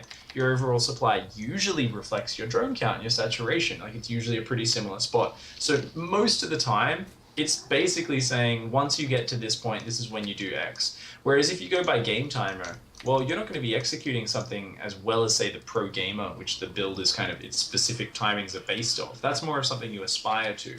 But you're never going to get to that point if you're making, say, a few macro errors just through to us not being a perfect player. There's no such thing as a perfect player in StarCraft. And then you start doing things too early. You say, well, it's 6 minutes. It's time to take a third base. But maybe you have 6 less drones than you're meant to at that stage. Yep. So going for the third base actually stops you from spending your lava, which slows down your economy even more. And so you end up at the 8-minute mark somehow 12, 13 drones shorter. Whereas you would have only been 7 or 8 drones shorter if you actually delayed the third base and took it at the proper supply count. So this is why supply is really much better than game timer for first learning a build. Now, the reason we love game timer is game timer allows us, especially as pro gamers, to open up a replay, zoom to a point in the replay and say, have we reached this benchmark, or have we reached this point in the game? And if we haven't, then we can go back and find where things went wrong, looking at supply counts, looking at drone numbers and all that sort of fancy stuff. But game time is really good for benchmarking. Game time is really good for allowing us to check things very quickly in replays. Supply count is probably the best thing to start learning off. But I do like people to pay a lot of attention to their saturation as well, and that's something we're going to focus on here. So obviously, we're not focused on game timer at all. We're talking a lot while we do this. We're talking about a lot of things. So let's start talking about directing you where you want to go with this build, where we want to go. So first of all, stay on gas. So one of the best things is just to stay on gas. We see pro gamers always pulling off gas geysers and being like, let's be more mineral efficient. As a bronze, silver, or gold player, you want to just stay on that one gas the whole time. Get your Zergling speed going and keep that up. Now, something that's very important as well is to manually change your rally points on your hatcheries. So we'll notice now your main base is saturated, right? Anywhere between 16 and 20 drones is great. So you want to change the actual rally point to the drones, to the natural mineral patches. What you're doing at the moment is every time you're building drones, you're actually rallying them to the minerals. You're having to click there. We don't need to bother doing that. Rather change the rally points. When that base gets saturated, move the rally points on to, say, your third base, and so on and so forth. And that's going to make things much, much, much more effective. So that's a really, really nice little point. Now, as for this build, we are focusing basically on what you're doing. You're already kind of doing it. The idea is just to saturate 2 bases as quickly as possible on minerals. And once you've got them saturated, to drop all the rest of the gases, a lair, an evolution chamber, and either a roach horn or a baneling nest. So if you want to go lean bane, you get a baneling nest. If you prefer to go roaches, you go a roach horn. Now, people might say, well, you don't go banelings against Protoss. Yes, you can. You can go banelings at friggin' pro gamer level. Just ask TLO and Damaga. It's fine. It works, seriously. Any style works at any level as long as you have the willpower and understanding to figure out a way to do it in a way that makes sense. So yeah, all right, we're looking pretty good here. So get an Evo chamber down as well. Now, one point, don't bother spreading creep between your main base and your natural. It's almost never worthwhile because you can always just drop creep off an overlord or put a macro hatchery there to connect that up. Okay. Whereas we really want the creep towards the areas of contention. Now, most of the time that's defending our natural or defending our third base or maybe even defending our fourth base as we get into those more macro stages of the game. So getting a head start on the creep in that direction is invaluable. Now, if we notice you've hit kind of saturation point almost, get a few more drones on each base. I'd always rather you be a little over 16 drones than ever being under. And we want to swap into pure unit production. Now, this is a very generic build, like I said, there's nothing exciting about it, but you've always got to play within your own means. And mastering a build like this is fantastic because it allows us to just pump out units at this stage. Once you've got 2 bases saturated, literally all you're doing is building overlords and units. In this case, you've opted for roaches. So just pump out those roaches like crazy. And this will keep you safe for pretty much any 1 base timing through to about Platinum League. Just through the fact that if you can get your drones out fast enough, your units will also come out in such huge numbers and such speed that it should be completely fine. So, nice little hold there. A bit of a pressure, kind of surprised us. Doesn't really matter too much. This is where it comes into the fact that we were talking a lot earlier on about other things. So I forgot to tell you, Where are the Zerglings on the map? So let's use that deselecting trick we just talked about. Grab your army, and I want you to send a few Zerglings, say outside their base, maybe at their third, maybe in the watchtower. Just use your whole hotkey, remember? Oh, that's right. Yeah. Break that habit. So I'm gonna use the hotkey, but I want to get rid of the roaches. So I want to use the Zerglings. No. Just use the whole hotkey. So all we're doing, remember, is moving. Oh, that's right. Okay. Deselecting a Yep. link, moving, Okay. deselecting a link. Yeah, So spot one on. link. Got it. And you can do it. You can do it this way with Terran as well. This is how I do it with Terran for sending off Marines, and it is actually slightly easier. That's right. You do play than what you were Terran doing. off, don't you? A little bit. I put it on pause because I'm a bit too busy at the moment, unfortunately. Whoa, you got a lot I'm going pretty- on. Yeah, I'm pretty keen to catch up. All right. I screwed it up, guys. You forgot to reaffirm the hotkey. You forgot. Yeah. All right. So we're gonna try that again. So just so you guys know what I'm trying to do, I'm trying to do the spread of units so I can get my map vision, since that's extremely important. Yeah, we need to be able to see attacks coming because that is absolutely what our play is based around. So with this build, because it's such a generic, we're just saturating some bases and then only building units once they're saturated. Yes, there's slight vulnerability to a one base timing, but if you see them move out, you should have enough time to react. So what is the makes this benefit? safe. What is the benefit of opening Roach like this? Speed. I think I should have had +1/+1 going. So let's assume I did. A single evolution chamber is just fine. It's up to your preference whether you want double or single upgrades, but yes, you should have had at least one upgrade by now. The advantages of roaches is that they're very tough and they're a generically solid unit. Now, what you'll find up to a high level, quite a high level, is players can't effectively beat roaches. Why? They have a lot of hit points. They're relatively fast. There's a lot of them. They're inexpensive. You really need to have good positioning, good macro to overwhelm the roach. So good force fields are usually the main thing in Protoss arsenal to hold off a lot of roaches throughout that early mid-game phase. Most Protoss players up to a high level won't really have that. So if you can macro out enough of the roaches, you can usually overwhelm. And even if they're very strong in one position, you can usually split your roaches up, do some multi-prong, and start to find some openings. Okay. All right, so we can keep it a little lively for the guys going on. What are your worries opening up with this build? So we opened up with what? We opened up with. So basically, we're going kind of pool hatch. So about a 15 pool, 16 hatch. Grab our gas about 17 supply just shortly after the hatchery goes down, and then you'd be leaving in gas. So you do get a link speed quite fast. Mm-hmm. And then you are just droning like a madman off 2 queens. You get a 3rd queen if you prefer to get some creep, that's completely fine. You're just droning. So if someone does do some very, very fast aggression, especially off one base, there is a slight weakness if you don't see it coming. And that's why we were talking about the map control. Now, if we look at your map control at the moment, for instance, we might not actually see an army move out at all. So let's talk about safe zones, let's talk about map vision just for a little bit, because it's not only if they move out, what if they snuck a pylon somewhere? What if they surprise us with some tech? Also, something like DTs, or say a surprise oracle, could also be a pain in the ass. So if we look at your map vision, you'll notice there's a bit of grey outside their natural, right? Now, if you follow that around to the left, they could actually go around the left-hand side, and you'll notice that there's fog all the way down there, so they could arrive at your 3rd base on the edge of creep without you seeing them coming.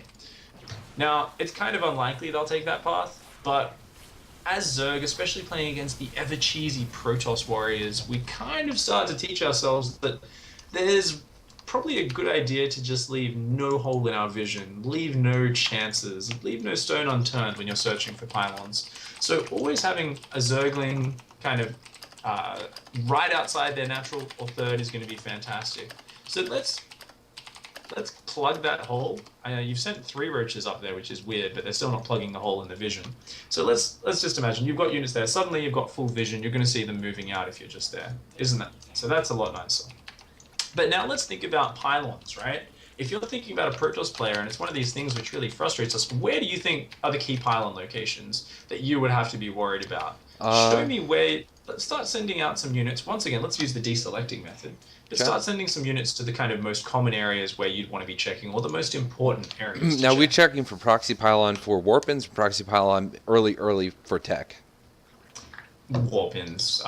Realistically, people can always proxy in a weird location. You're not going to guarantee to find it, but more about warpins for the aggression.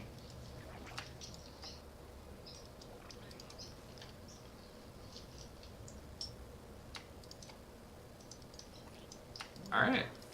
So we're starting to get some nice units out there.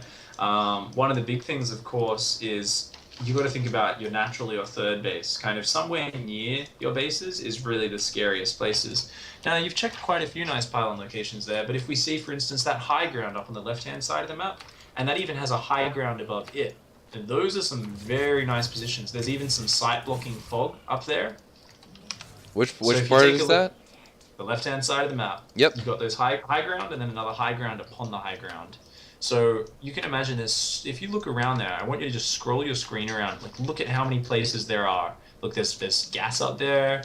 There's like another gas beyond that. There's so many places to hide probes up here. So this is a really troublesome area where your opponent could maybe warp in some DTs or do a big 7-gate attack from. Okay. So usually you want to look at these areas, the ones that are closest. And besides those areas, what's another place? What about this empty natural below your, or empty third base below your third? So imagine if you had your third taken. This base just to the right of it, that actually is a pretty scary place. So if you scroll your screen down there to the right of your potential third base. Oh, so just to the right of where you are now. Okay, so the one that connects you through those rocks? Yeah, and not even through the rocks necessarily, but they can warp in from the high ground. So if you scroll up to the right a little bit, if they put a pylon up there, they can warp in not far away at all. So scroll up a little bit more. Yep. Up. There we go. So they could warp in there and just come through that fog, kind of behind, up into your third very quickly. So essentially, that high ground area is also very important for you to check, making sure there's no pylons up there, because that is very close to your base. So every map has its own little favorite douchebag spots, as I like to call them. That's where Protoss is gonna go, man. That's what Protoss thrive on, you know. And let's look at it from the other side of the table. Protoss fear us. Protoss fear Zerg players, because if Zerg players left alone, you can just mass out so many units. So the Protoss player always wants to find a way to interrupt the Zerg. A lot of players say Protoss is Imba, they've got force fields, they've got immortals. It's always great to off-race a little bit if you ever find yourself in this mindset, because trust me, if you ever go on creep with a Protoss army against even Roach Hydra, it is the scariest fucking thing you will ever do in your life. Like, you're like, how do you have so many friggin' units? And you kill an army, you're like, I think I win now. And another army just pops because they're Zerg, they don't give a crap. Yep. And that is why there's this pressure on Zerg and Terran to kind of try and stop the Zerg from getting to that beefy army that they really want to get to. So it is something where, yeah, I think searching for those points is the most important thing. Now, back to the structure of the build. Obviously, we're talking about a lot of different little things in this game. Let's rehash. You're doing a 15 pool to be nice and safe. If you prefer to go hatch first, that's fine. The idea is you want to be taking a gas nice and fast, no later than 17 supply or so. You're getting that gas up for ling speed. You're leaving on gas just to make things easy for yourself, give you a bit of excess gas if you need it for whatever reason. And then you are not doing anything except building drones and overlords until you get oversaturated on both your bases. So your main and natural get 17, 18, 19 drones. Now a lot of people go, you only need 16 on a base. First of all, drones don't double up properly. Second of all, it's always fine to have more drones in the early stage, because guess what? You're going to be building buildings. You're going to be building gases, evo chambers, roach warrants, all that stuff chews up drones. So having extra drones on a base is not a problem. So you want to saturate those bases, and once they're saturated, you go second gas, third gas, fourth gas, roach warren, evolution chamber layer. So you kind of get all of this setup that we have right now. And once you've saturated all those gases, all you do is pump overlords and roaches. This is your default time to build units. And as long as you've been efficient enough at getting the initial drones up, what you'll find is that you actually have this sick economy. And you're able to power out units. If you prefer to play a more macro style, after a couple of rounds of units, you can drone up a third base. Obviously, the third base can go down whenever you have the spare money. And yeah, from there, you can basically play it however you like. I would suggest for someone first learning it, if they really want to keep things simple, they don't want to let the game go too long, you just mass roaches, try to max out by about 14, 13 minutes if you're very new to the game. You can do it at about 11 or 12 minutes if you've got a little bit more experience. And then you just kind of go, you're just on 2 bases saturated, you just go with max on roaches, and you just kill everything. And so yeah, I think it's time for you to finish in glorious style. Oh, take that, Protoss. When will he GG? The AI is stubborn, won't GG until you've destroyed all of his Nexi. Is it supposed to be next round? Sometimes they stay longer. I Do mean, they? sometimes they leave earlier. I think, yeah, but I guess because he's still got 2 mineral lines of probes, he's probably like, nope, I don't. I'm pretty sure they've left before I've killed their main building sometimes. I don't know. So I'm mutas go so on a happy different that they hotkey. have decent AI. I just fucking hotkeyed my damn Well, my larva again. That's cool, man. It's all right. Hey, So, yeah, control these shift to get away mechanics- from them. Yeah, hey. See, That's So what I'm talking for about. those of you who may just be joining us, that was a very basic mechanic that I learned earlier. Well, control shift is a little advanced, but yes, you screwed up the more basic hotkeying of the eggs, and then you used the advanced mechanic to recover. So maybe you just thrive on the complex situations. All right, so GG. that's going to wrap up this lesson portion of Scrubz. What we covered. I am going to bring that spreadsheet up. While I get that up, Pig, you want to go through what we just covered again? The basics that we went over? We went over some beautiful basics. Yeah, we did. So taking a look at our little document we got here, we actually talked about a little Ling Bane micro as well upon request, but the core things we were talking about was the macro cycle of Zerg, basically organizing your injects into a cycle where they're all in sync, so you're not kind of inject one hatchery, I've got to inject another, 10 seconds later I've got to inject another.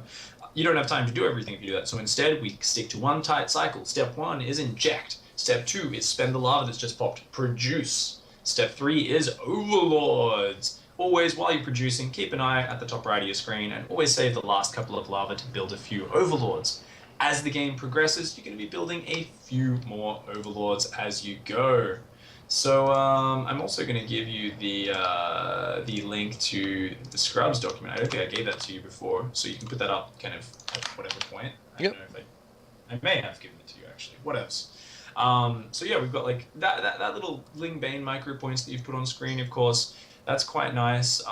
Is it the most amazing thing just there in text form? No. I think it really needs to go hand in hand with, of course, you actually seeing what we just did and showed how it actually works in game. It can be a little bit hard to understand just reading the points, but if you sit there and work through it, you can figure it out. Other than that, we just talked about, of course, this idea of doing a very simple build if you are in the middle to lower leagues. And it works in all matchups where you just try to saturate those two bases off just the one gas, just keep mining gas, get link speed, and then you do pump out a hell of a ton of units off that 2-base saturation, and just be trying to fully saturate those bases by 8 minutes is probably the key thing, I would say. So like the idea of your benchmark when you're doing that BSG build is focusing on your macro cycle, your mechanics. And then by 8 minutes, you want to say, I want to have 50 drones. I want to have my Rotoran down, my lair going, my Evo chamber going, and I want to be swapping to pure unit production. And if you're not hitting that benchmark, you're like, oh, cool. I've got basic macro things to focus on. So this is one of the best ways to really tighten up your initial opening stage. And yeah, I believe that is most of it. We talked about hotkeying eggs as a very important Zerg mechanic, as well as deselecting Zerglings to put them all over the map for map control. So a couple of basic mechanics, very important focus for your early development as a Zerg player, getting you on the right track with organizing your macro into a tight cycle. And I guess now it's time probably for us to, was it going to be taking a look at a replay that was requested, submitted, or what was up next, man? Yeah, so we're going to, I'm going to put the waiting screen up. It's the late game screen, guys, but just know that, still the show. Don't have, so the assets I have for these shows are, I try to get unique assets for each show. Like I did a Hearthstone with Eggy. He was the first Scrubz episode. So I'm just showing them. They can see it. I don't know if you have the stream up, but that's that was the Hearthstone one that we had. So I tried to get them themed just like the show that we're doing. So just don't have StarCraft ones up yet, but those will be coming soon. Trademark. Cool. But anyway, yeah. So let me get the replay, and we might take a few questions right now as well. But we are on the last leg. So for the replay analysis, we're not going to go, through, we're not going to go through it in normal mode, in fast speed. We're going to go through it faster, but Pig will take a look and see what the key things he notices are about your gameplay, and go from there. Okay, cool. And while you get that set up, I actually just got a question messaged to me on Battle.net. Actually messaged like an hour and a half ago. Still watching. I'm just gonna check if he's still watching. But he basically said, Pig, I don't have a Reddit account, but I just wanted to ask, how do you practice? Do you just grind games doing the same thing over and over, or just focus on one aspect during ladder? So he obviously wanted to post that in the Reddit thread, but doesn't have a Reddit account for whatever reason. Might as well be nice and answer that. He said, I'm a top diamond player, by the way. So for me, with my practice, grinding a lot of games is very nice. If you ask a lot of Koreans, they'll be like, just play 4,000 million games. Obviously, there's a lot more to it than that. Part of it is their limited English, so they can't really give the most detailed advice. But I think watching replays is one of the most important things, constantly seeking to learn the game, and engaging with the community. So what I mean by that is, in university, so for anyone who's in high school watching or is a bit younger, you'll notice that there's a big change in education when you first go to university, and that there's a lot more focus on group work and discussion and debate. And there isn't, especially when you're looking at humanities, there isn't always necessarily this is the correct answer. It's a lot more about expanding your critical thinking, your ability to form an argument, right? And that's actually very important in StarCraft, is because it's such a complex game. It's not something we can mathematically say this is always the best or that is always the best. What we can do is we can do that for some basic stuff. But when it comes to strategies, it's about trying to take into account a lot of different things and trying to apply certain rules to figure out, well, this is probably a really good way to go about doing this build. So actually engaging in the community is great for that, because what you do is, if you're on, say, somewhere like Reddit, all things Zerg, all things Protoss, all things Terran, if you're on TL strategy forums, you're actually saying, this is my build order, I think it's awesome, and people will say, I think it's shit because of this. And then you're forced to defend it, or you run away with your tail between your legs. And you start actually debating with people and really interacting with ideas around the game maybe you never considered before. And I think once you start doing that, you're kind of guaranteed to just start developing more as a player. If you have to defend your ideas rather than just say, well, this won me 3 games on ladder, so I probably think it's pretty sick, which is, by the way, the default gamer mindset. That's like all of us, right? Like, oh, this must be amazing. It's so Ember. It won me a game. You start to get a lot more critical, a lot more logical in your approach. So you start to get this really kind of you start to just kind of get this bigger base of knowledge, and from there you progress really well. That, on top of course, focused practice, sitting there and grinding out practice games against a friend. If you play someone on ladder, rather than saying, fuck you, Protoss scum, you cannon rushing piece of crap, you say, hey, can you play some customs with me? I'm really bad against cannon rushes. Suddenly, after 10 games, you're really good against cannon rushes. So a lot of it's about mindset. It's about taking the time to actually practice against things rather than get angry at them, and always be seeking answers. You've always got to both be able to support whatever you think about the game and say, I think this about the game. I think this is good. But at the same time, if someone proves you wrong, you've got to be able to change your mind as well. So StarCraft's this constant battle of flexibility and this critical application. It's a very, very complex thing. So the deeper you get into it, the more you get out of it. Absolutely. So you want to pause this real quick? Hells yeah. All right. So this replay was submitted by Holy Kital. Now, it's a Diamond ZvP.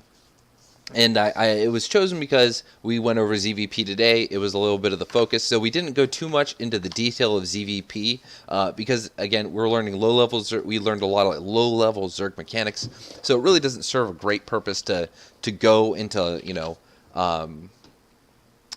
to go away from the ZvP, because we want to give some high-level ZvP content. So this is a ZvP that was submitted by a diamond-level player, and we're going to see what we have going on. So I'm assuming you make a Zerg very... Yeah, he is a Zerg. So we are... Because I asked people to submit not just Zergs, but I asked, Terran and Protoss to submit, because, hey, you know what? We want to know Zerg inside and out. So not just what's it like playing as a Zerg. We want to know what it's like playing against a Zerg. So this is from the Zerg's perspective, though. He submitted it. So we're going to, at your convenience, Pig, you can go ahead and speed it up, and let's take a look at what's going on, and you can just describe anything you see, what we see from each player's build, and then, and analyze it away. Take a look at what we can see. Awesome. Well, first of all, let's do a day 9. let's 8 times speed this baby. Now, something Day 9 talked about, obviously after doing many hundreds of dailies a long time ago, was that, hey, you know what? It's really good to just go to 8 times speed in a replay, get a very basic feel for what's going on at the start of it. You know, I can look at it now and I can say something, okay, hatch first, you know, okay, he's got a fast gas, all right, Protoss is going a fast second. Just get a very good feel and then reconstruct it backwards. So when you're going through the replay, go through it backwards and then try and piece together how it got to X situation in a lot more detail. So I think this is a really nice way just for me to get a very basic feel. You know, there was some Zergling pressure. All right, Forge and Twilight. So he's going Blink after his, you know, his Oracle. All right, you know, I'm not really looking at worker disparity or anything. Okay, some Zealot attack came in, did some damage. Ooh, looks like Zerg's, you know, feeling a bit of pressure. Protoss is getting his third up. If he gets that up freely, which looks like he is going to. Looks like Protoss is probably ahead by this stage by just a little bit. Of course, Zerg has a gold base, so maybe it's okay. And I know this is horrible for you guys watching on the stream. I'm sorry, but... Yeah, it lags a little bit. It's lagging a little bit, but that's cool. It's like my computer's lagging as well. Okay, and at this point, we can say it's a 34-minute game. Do we really need to watch all 34 minutes? No. No. We only need to find where things spiraled out of control. And at this point, I'd say the Zerg is so far behind, it's almost unrecoverable. So let's go back and look at how it got to this point. So one of the best things you can do when you're analyzing your own replays is go to the 8-minute mark. Why the 8-minute mark? I don't know. I just like the 8-minute mark. It's a nice time. And you want to check the drone count. Now, usually what we say to ourselves is 50 drones at 8 minutes. Now, this is for all skill levels. They say this up to the 8-minute mark, not that much happens. So I'd rather P players have a bit more of an aspirational goal. So even if you're in Silver League, try to hit the 50 drones. Usually your opponent doesn't touch you before 8 minutes. You can do it. In this game, we see only 31 drones. Oof, something not too good has happened this game. You know, that kind of gives us a bit of a feeling. We can see, of course, Oracle with 13 kills. Well, that explains that. So, looks like maybe the drone count was not too far off, but that Oracle has clearly been the big factor here. If you are going up against a Forge expand or Nexus first, you actually can have 60 drones at 8 minutes. Now, that's something I think a diamond level player like ADZ here, or ADZ, as you guys would say over there in the US, I think he can definitely deal with that because he's a diamond player. He should be reacting differently against a gateway expand and a Forge expand. It's a gateway expand like we see here. It's a lower drone count because you have to play a bit safer because the warp gate tech is faster. And they, off the back of that, can do a very quick warp gate attack. Now, that doesn't actually actualize in this game, but it's nice for us to go back and just check the build order and say, okay, so that happened. Now let's go back one more time, and let's take a very brief look at another thing which plagues Zerg players of all skill levels, and I always have a giggle whenever I talk about this, and it's that pylon block. The reason I giggle about it is this is something which actually just gives players nightmares, and it's kind of hilarious every time I see it because it used to give me nightmares as well. And since then, I've coached about 4,000 different Zergs in ZvP, and every single one has issues with a pylon blocking their natural. Now, in this case, I think I really like ADZ's response.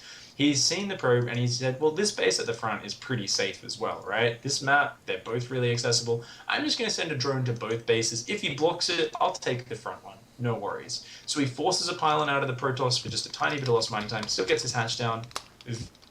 Very, very nice. I really like that. He does opt for the hatch gas pool here.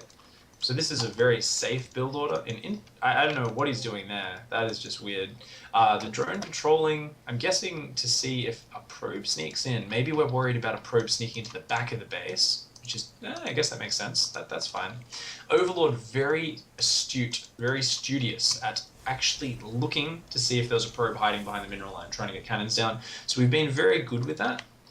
And our Overlord here, that's come straight across the map, is now getting in position behind the main.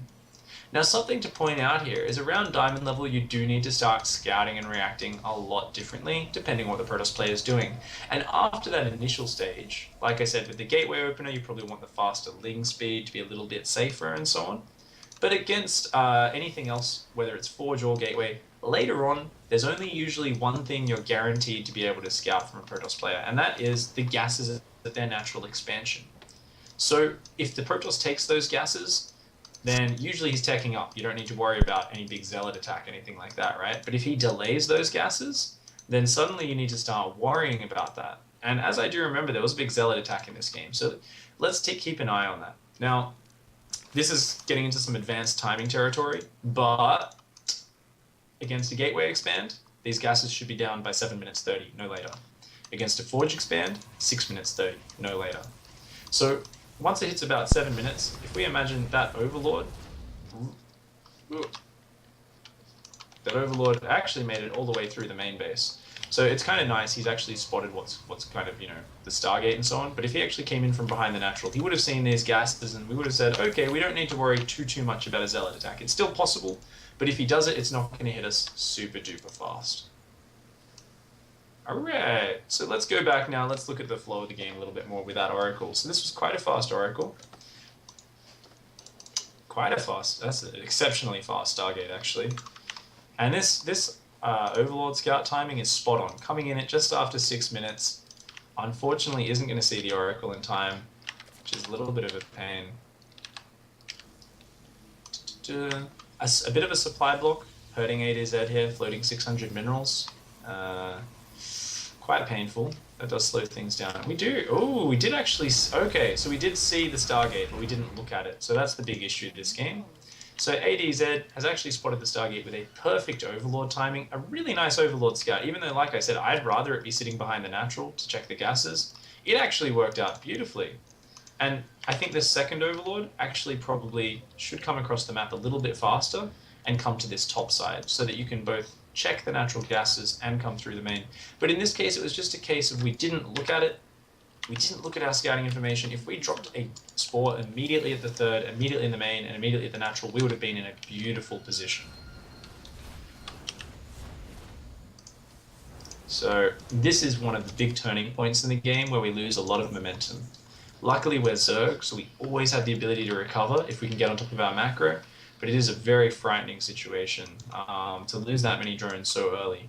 Now, what we may actually see this game is the follow-up being a bit of an issue, actually. Okay, so this is great. This is great. So what we're going to be looking at here is we've taken damage around the 7 minute, 38 minute mark. A lot of damage. But what we haven't done is adjusted after we've taken this damage. So there's a nice little thing I like to talk about. It's called stim packing your economy. Now, if we all think about what stim packing is, it's basically where you shove a needle into your arm, it pumps you filled with steroids and cocaine, you basically run around shooting things a lot faster, but at the end of it you're a little bit worse for wear. So you're sacrificing something to get a boost in something else. Now, after we take some damage like we see here with this Oracle, we really need to think about what are we losing. We're losing a lot of minerals, a hell of a lot of mineral income, a lot of lava. We're really getting behind on our minerals. And minerals is obviously the most important thing for building up as a Zerg player. You need minerals for your production, hatcheries. You need minerals in order to build just about everything. More drones require more minerals. Absolutely everything you do requires more minerals. So what you need to say as a player is, I need to cut something. I need to stim something, and I need to take a sacrifice. So what I would say, as a generic rule, whenever you take a lot of damage early on as a Zerg player, sacrifice your gas a little bit. Say, let's delay our gases a little bit. Let's allow our minerals to catch up. Let's just stim pack our minerals, shove more minerals into our drone veins, get that caught up. Because what are you really worried about as a Zerg player? It's about getting enough economy without dying. Now, what's going to kill you? It's usually going to be gateway units, ground army. What do you use to defend that stuff? Roaches and Zerglings. We don't need a lot of gas for those units. We only need a lot of minerals. So by stim packing our economy, we're actually providing ourselves with more minerals to be safe, as well as getting our economy back up to a good position so that we can have a better tech transition, a better mid game, a better late game. So in this case, the big problem is, even after taking that damage, we still drop these gases at our natural or third base down the front immediately, and this is really slowing everything down. That's going to cause a big problem, because as you can see, 600 gas banked up, only 48 drones. It's almost 10 minutes. At 10 minutes, you usually, in a game like this where there hasn't been too much pressure, you should have got 3 bases kind of fully saturated by now, but we see undersaturated here, just starting to get the drones on the natural, the third still undersaturated, and we have no army out. So this is what I was talking about with it's actually safer to stim your economy. Because we've been investing in gas, which we don't have the money to spend, and trying to catch up in drones, albeit in a sort of delayed manner, we're ending up just with no units and a lot of gas, which we can't actually spend just yet. And so these zealots come in, and it is the perfect pressure against us at this time, and it really kicks our butt. So this is really unfortunate, and I really think if we'd just kind of gone for that mineral focus, we probably would have held this off a lot easier, a lot less damage taken. As it is, we are stuck microing our queens around. Another small issue is we were busy microing our queens rather than building the units. Remember, whenever you're under pressure, building units is much more important than trying to do the fancy micro. The micro doesn't really achieve anything here, but if we built, say, a bunch of roaches or zerglings a lot faster, I think that would have made a really big difference, and we could have held that off a little bit easier. So things are looking quite decent other than that. I mean, we've taken damage, but generically speaking, we're actually still alive. We've still got a decent economy. We're still kicking. This is not us out of the game just yet. We just need to get back on our feet, get a lot of units on the map, take that 4th base, and see if we can take it from there. Now, one of the big things, I guess, was losing the queens just then, but let's see what our plan is. We've got 1/1 upgrades on melee carapace, and now we're going into Roach Hydra. So this transition is a little bit odd. It's nice to have 1/1 Zerglings for counterattacks, but to then go into Roach Hydra with it is exceptionally odd, because Roach Hydra really needs to trade off. You need to find timings to make it work. So having upgrades on Roach Hydra is fantastic. Zerglings with upgrades, on the other hand, they're more of they segue very well into the late game, because Broodlords, Ultralisks, they all benefit from the upgrades. Also, the Zerglings are very good for counterattacks. They're very good for buying time, forcing your opponent to put a lot of static defense down, a lot of SimCity. So Zerglings are this really great unit when you're going towards maybe Ultralisks, maybe Broodlords, maybe a later game composition. Maybe you're using something like Swarm Hosts to buy time to get up there. Maybe you're going into Mutalisks. Obviously, Zerglings go very well with Mutalisks. But Zerglings into Roach Hydra is not a sort of transition which is normally recommended. Now we come in for an attack here. Our army is just very small, unfortunately, from what went on earlier. So this was not a very good time for us to attack. Let's go back a little bit and let's look at this. Whenever you look at an attack that doesn't work, you always want to think about, did this attack make sense? And let's actually look at the situation. It would have been very easy for us to scout ahead here and see this is a pretty sizable Protoss army with 1 billion sentries in it. There's an Immortal, a couple Stalkers, and all we had was a pack of Zerglings and 10 Roaches and 4 Hydralisks. Now we've got another 5 Hydras and 3 Roaches there, but they're kind of spread out. We've got more Roaches coming across the map, and we've actually got quite a lot of money in the bank. So if there was a time to attack, it would probably be after one more round of units when we hit a much bigger critical mass of Roach Hydra. But especially attacking in this kind of long line with our units spread out like this, not something we'd recommend. Lycan, how you going, man? Feel like I'm talking a lot, and I know that's the idea at this point, but any questions? Anything popping up in chat or from you just yet? Well, from me, can you rewind it just before he goes into the base? For sure. Now, you know, as Terran, absolutely hate when these guys get into my mineral line. Now, you see he gets in. He gets past that Zealot, right? Yeah. And he does this kind of thing where he's like, oh my god, I got in. I can't believe I got in. And then he goes back for the Zealot. And the Zealot just grinds away at those lings. Shouldn't he have gone to the mineral lines with those? I think what happened here was panic. You'll notice he's not even microing the Zerglings. He's actually just using his whole army hotkey. Okay. So I feel like this was a very disorganized engagement, and I think you're right that if those Zerglings ran in, they definitely could have caused some chaos in the mineral line, especially if say, the Protoss player is too busy staring at the front, doesn't quite realize. Right. That could be game ending. They could clear out a mineral line. Like 3 Zerglings with one... it was like 10, 12 Zerglings with 1-1. They can clear a mineral line very quickly. And we were talking if those probes aren't fighting back. Right, and we were talking about the importance of, you know, not using that F2 key. And that, you know, that's kind of a perfect example. He had a chance to multitask there and kind of really screw over the Protoss. And, I mean, of course, the Protoss could have had active gates at the time, but... And it isn't even the select all army hotkey in this case. He's actually numbering his eggs. We can tell that by, you'll see, if you look on his camera view, and you'll look at the minimap, you'll see on the bottom right of that minimap there's an X, which says clear selection. So if you click on that, you can actually see exactly what he's clicking on in real time in the game. Where's this on the minimap? So just on the right-hand side of the minimap, there's there should be an X, assuming you've clicked on anything in the game. If I just hit escape, there we go. Okay, so now I'm seeing his hotkeys. Is what I'm seeing. Oh, escape does the same thing. Okay, wow. So hey, look, Yeah, coaching it even show. tells you. It even tells you. Wow, I just learned something new. Okay, I'm an idiot. I always click that. Yeah, so basically you can see exactly what he's clicked on, and you can see the rally points from the eggs whenever he moves his army around. So we're going to see it in just a second here. You see the rally points from the eggs. So what's happening is he's just got kind of all the army on one army syndrome. If you're ever going to go upgraded Zerglings, you've really got to put those on a bit of a separate hotkey, so that you can make use of send them into the main, and then your other army kind of comes in. So something I would have done with that earlier attack, if I was thinking of doing it that way,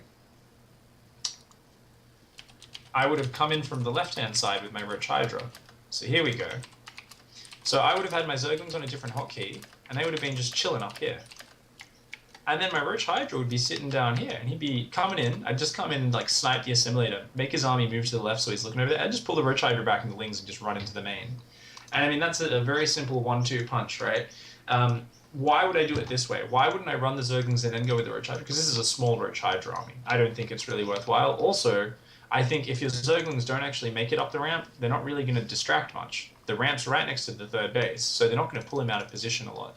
Whereas if you pull them into the main base with their whole army, bam, the Roach Hydra is going to be really nice. Or if you pull their whole army well away to the left-hand side, and the Zerglings are going to have a much bigger chance of getting in. So that's going to make a really, really big difference. Now, outside of that, let's talk a little bit about Roach Hydra. We've got an Infestation Pit coming down. I think Roach Hydra Viper is pretty good, but I think one of the most important things in ZvP and improving it is making sure that you always have a strong economy. And obviously that's something which was missing this game due to the Oracle harassment, and then the follow-up, us taking gas a bit too fast, the failure to stim our economy and just say, let's sacrifice gas. We can delay our tech as long as we survive and have a big enough production, a big enough army. So we failed to do that, and that did end up hurting us. And what we find here now is, yes, you've got a supply lead. A lot of Zergs say, well, I've got a supply lead, I'm ahead, right? Or I'm in an okay position.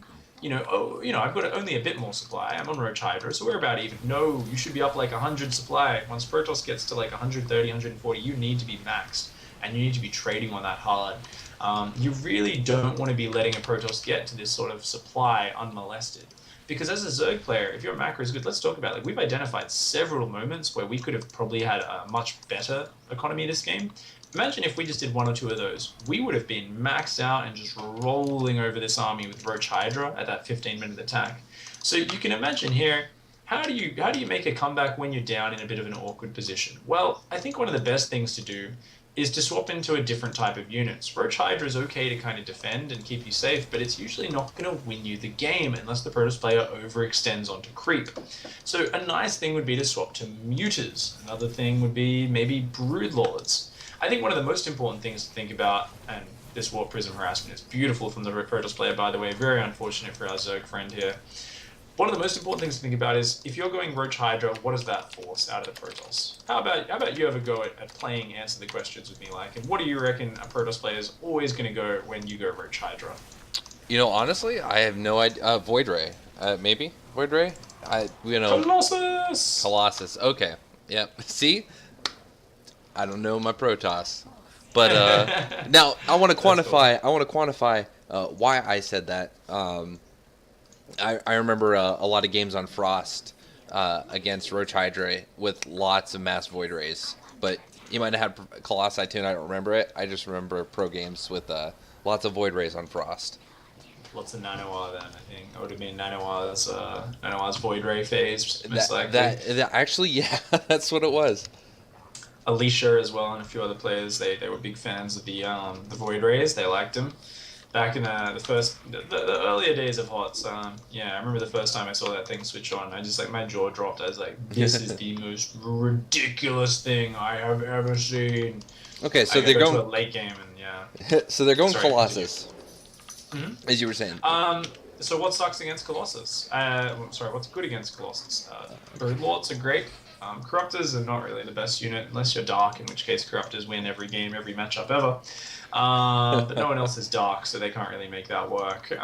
Realistically, Broodlords are great. A Mutaswap is great. The idea is, right, you're forcing a unit which takes a long time to build. So let's talk about a general ZvP philosophy, right? If it takes so long for units to build, out of their shit, then surely the fact that we can just drop a building that costs like 200 minerals, 200 gas, and then build 50 of it, that kind of gives us an edge. Obviously, we need to make sure we're doing these tech switches before they get to the 200 death ball of choice with, whoa, I don't know what I just pressed, sorry. That's fine. But you do want to be doing that earlier, but even at that stage, if they're maxed out on just Immortals and Colossus and Stalkers, you make 15 Broodlords, you can take that army out, man. There's always a tech composition which is kind of half decent against their stuff until they get to some like ultimate balanced army of perfection, which takes them about 40 minutes to get to in game. Like, it is actually ridiculous how long it takes to get them there. Now, you know, we see here quite a nice fight, some really nice abducts, getting all the Colossi. This is actually kind of brilliant. It's like such a dead situation, but we see abducts actually almost making us come back there. But in the long run, I don't know if the Vipers are really going to be able to clean up the rest of the army. You know, we're going to have Storm on the way in not too long, all that sort of stuff. Imagine, though, if we had 15 Broodlords. Roach Hydra forces a big ground army. Doing a big Broodlord swap is great. Let's imagine a different composition. Ling Hydra forces Colossus for sure. Mutalisks, great swap. What about if you go Ultralisks? What are Ultralisks force? Immortals. So if you go any sort of air after that, especially Broodlords, that's going to be a good swap. So what you can do is you can have preset transitions in mind. So one of my favorite ways to play is just going Roach Hydra.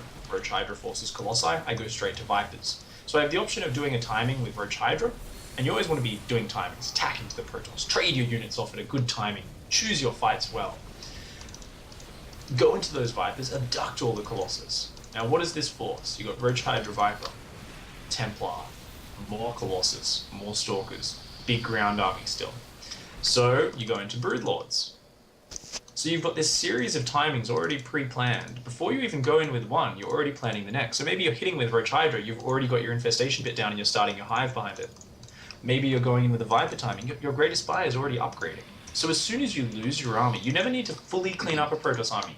We always have a bigger economy, we always have more bank. As long as we get a trade at a nice time, we have the follow-up, which has been forced into a tech compositional advantage. Because guess what? Protoss players are a lot more scared of your Zerg army than you think.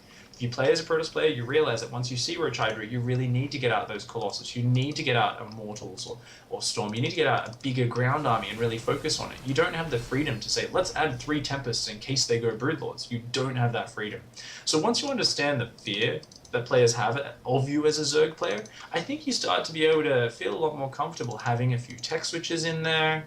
If you're much of an early or mid-game player, really hitting those Hydra Ling timings into mutas nice and fast, maybe hitting a very fast Roach Hydra timing, those are the way which allows you to dictate the pace of the game. Once we let it get to this stage of this game where we're stuck on this relatively basic composition, just remaxing on Roach Hydra Viper constantly, it becomes near impossible for us to close out the game. And we're going to see that in the next big battle. So let's take a look at this next big fight. Real quick, can you pause before the engagement? For sure. We had a question in the chat. How do you what do you do to engage storms when you see the Templar? Storms actually aren't the biggest worry of all time. Now, I think a general rule, though, which this does bring up, is don't get too many Hydras in your army, ever. Because Hydras are very soft to both Storms, Colossi, and just general units, Zealots, Stalkers, whatever. They just don't have a lot of hit points. So usually stopping at about 20 Hydras is a good number, maximum 25, and just filling out the rest with things like Roaches and Zerglings and whatever else you want to be using. Okay. So that's something which already helps minimize it, but generally spreading your units out is already a great thing to do against Protoss. You normally don't want to engage in a ball. Right. The one exception being if you're relying on abducts, because if you're in a ball, it's very easy then to kind of focus them. But even then, spreading out is so good in StarCraft 2. In all matchups, in all situations, you always want to be spreading out. So let's go back 10 seconds in this particular fight.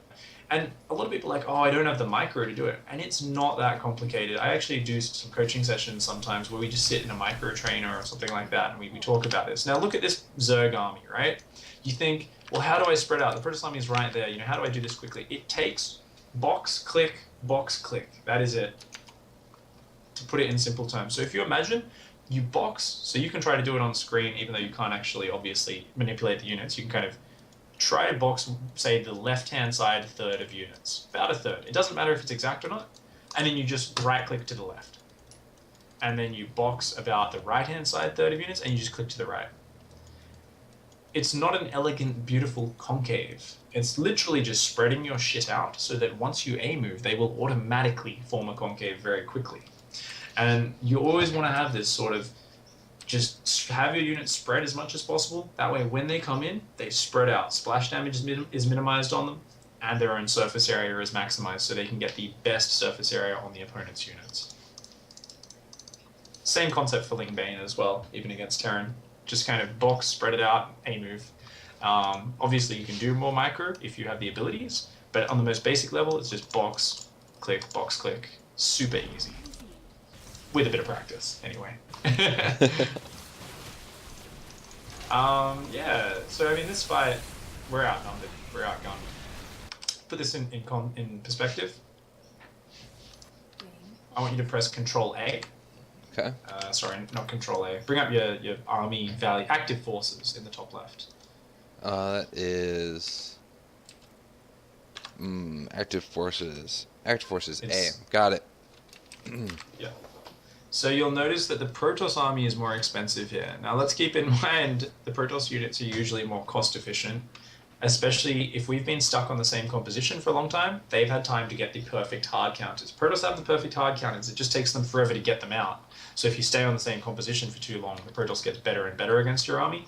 So if you combine the fact that they have the hard counters to our units and they have 700 more minerals and 1,200 more gas value in their army, holy crap, no one. You could have Life, Jadong, friggin' Dark, and 4 other of the best Zerg players in the world all like microing separate units, and you would still lose this fight. There is no way to beat this because we have got so many High Templar, still no Storm, thankfully, but we've got 2 Colossus, 3 Archons, a whole bunch of charge lots. We've got 3-2 upgrades against our 2-2. This is just not a winnable situation outside of somehow them spreading and splitting their army up and us engaging it a little bit at a time. And we're going to see that reflected in this fight. Nice Blinding Clouds, a couple nice abducts on some Templar, I missed one on a charge lot, which is always funny. And yeah, I mean, like, this is the best trade we probably could have got, but we can see a...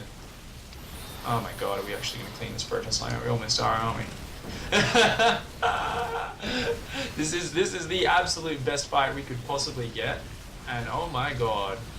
I mean, that's a pretty bad loss for them, right? That was an appalling fight from the Protoss player. All he needed to do was move back out of the Blinding Cloud, and he would have been in a great spot. Or if he had Storm, it also would have been game over. Does Blinding Cloud affect Archon? Yeah, it affects everything. Archons are the funniest when they're Blinding Cloud, man. They just like spaz out. They just get stuck behind everything. It's hilarious. I love it when it gets to like people try to go like sometimes 12 Archons or something. Like they're like, oh, I don't have Tempest to do with Broodlords. Let's like make Archons. Can you rewind? Like 6 Archons, and they're just like blinding clouded and getting owned. Can you go back to the beginning of that fight? Most certainly, good sir. All right, now look at this. Sorry,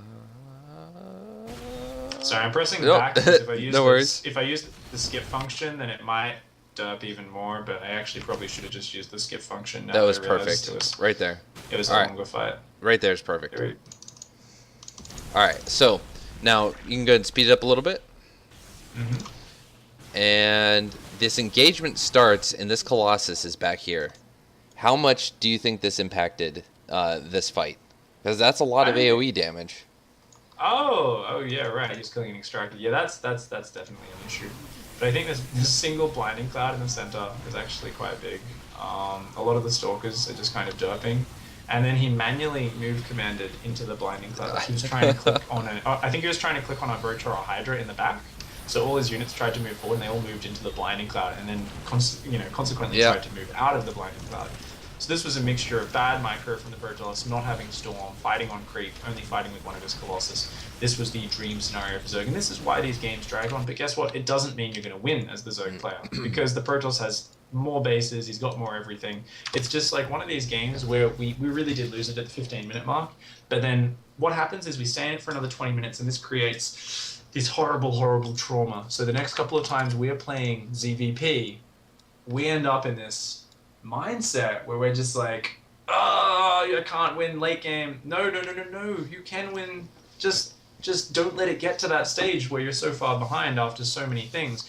Whenever you're looking at a replay or a loss, you got to think back to the start, where did things spiral out of control? And it's very easy in that game to say, well, we just didn't look at our overlord. Like literally as a pro gamer, you look at that game. Yes, there's a lot of mistakes you can analyze. So if you're in like, let's look at everything mode, sure. If you're in a tournament though, or you're just laddering, you will literally open up the replay and be like, oh, I saw the Stargate.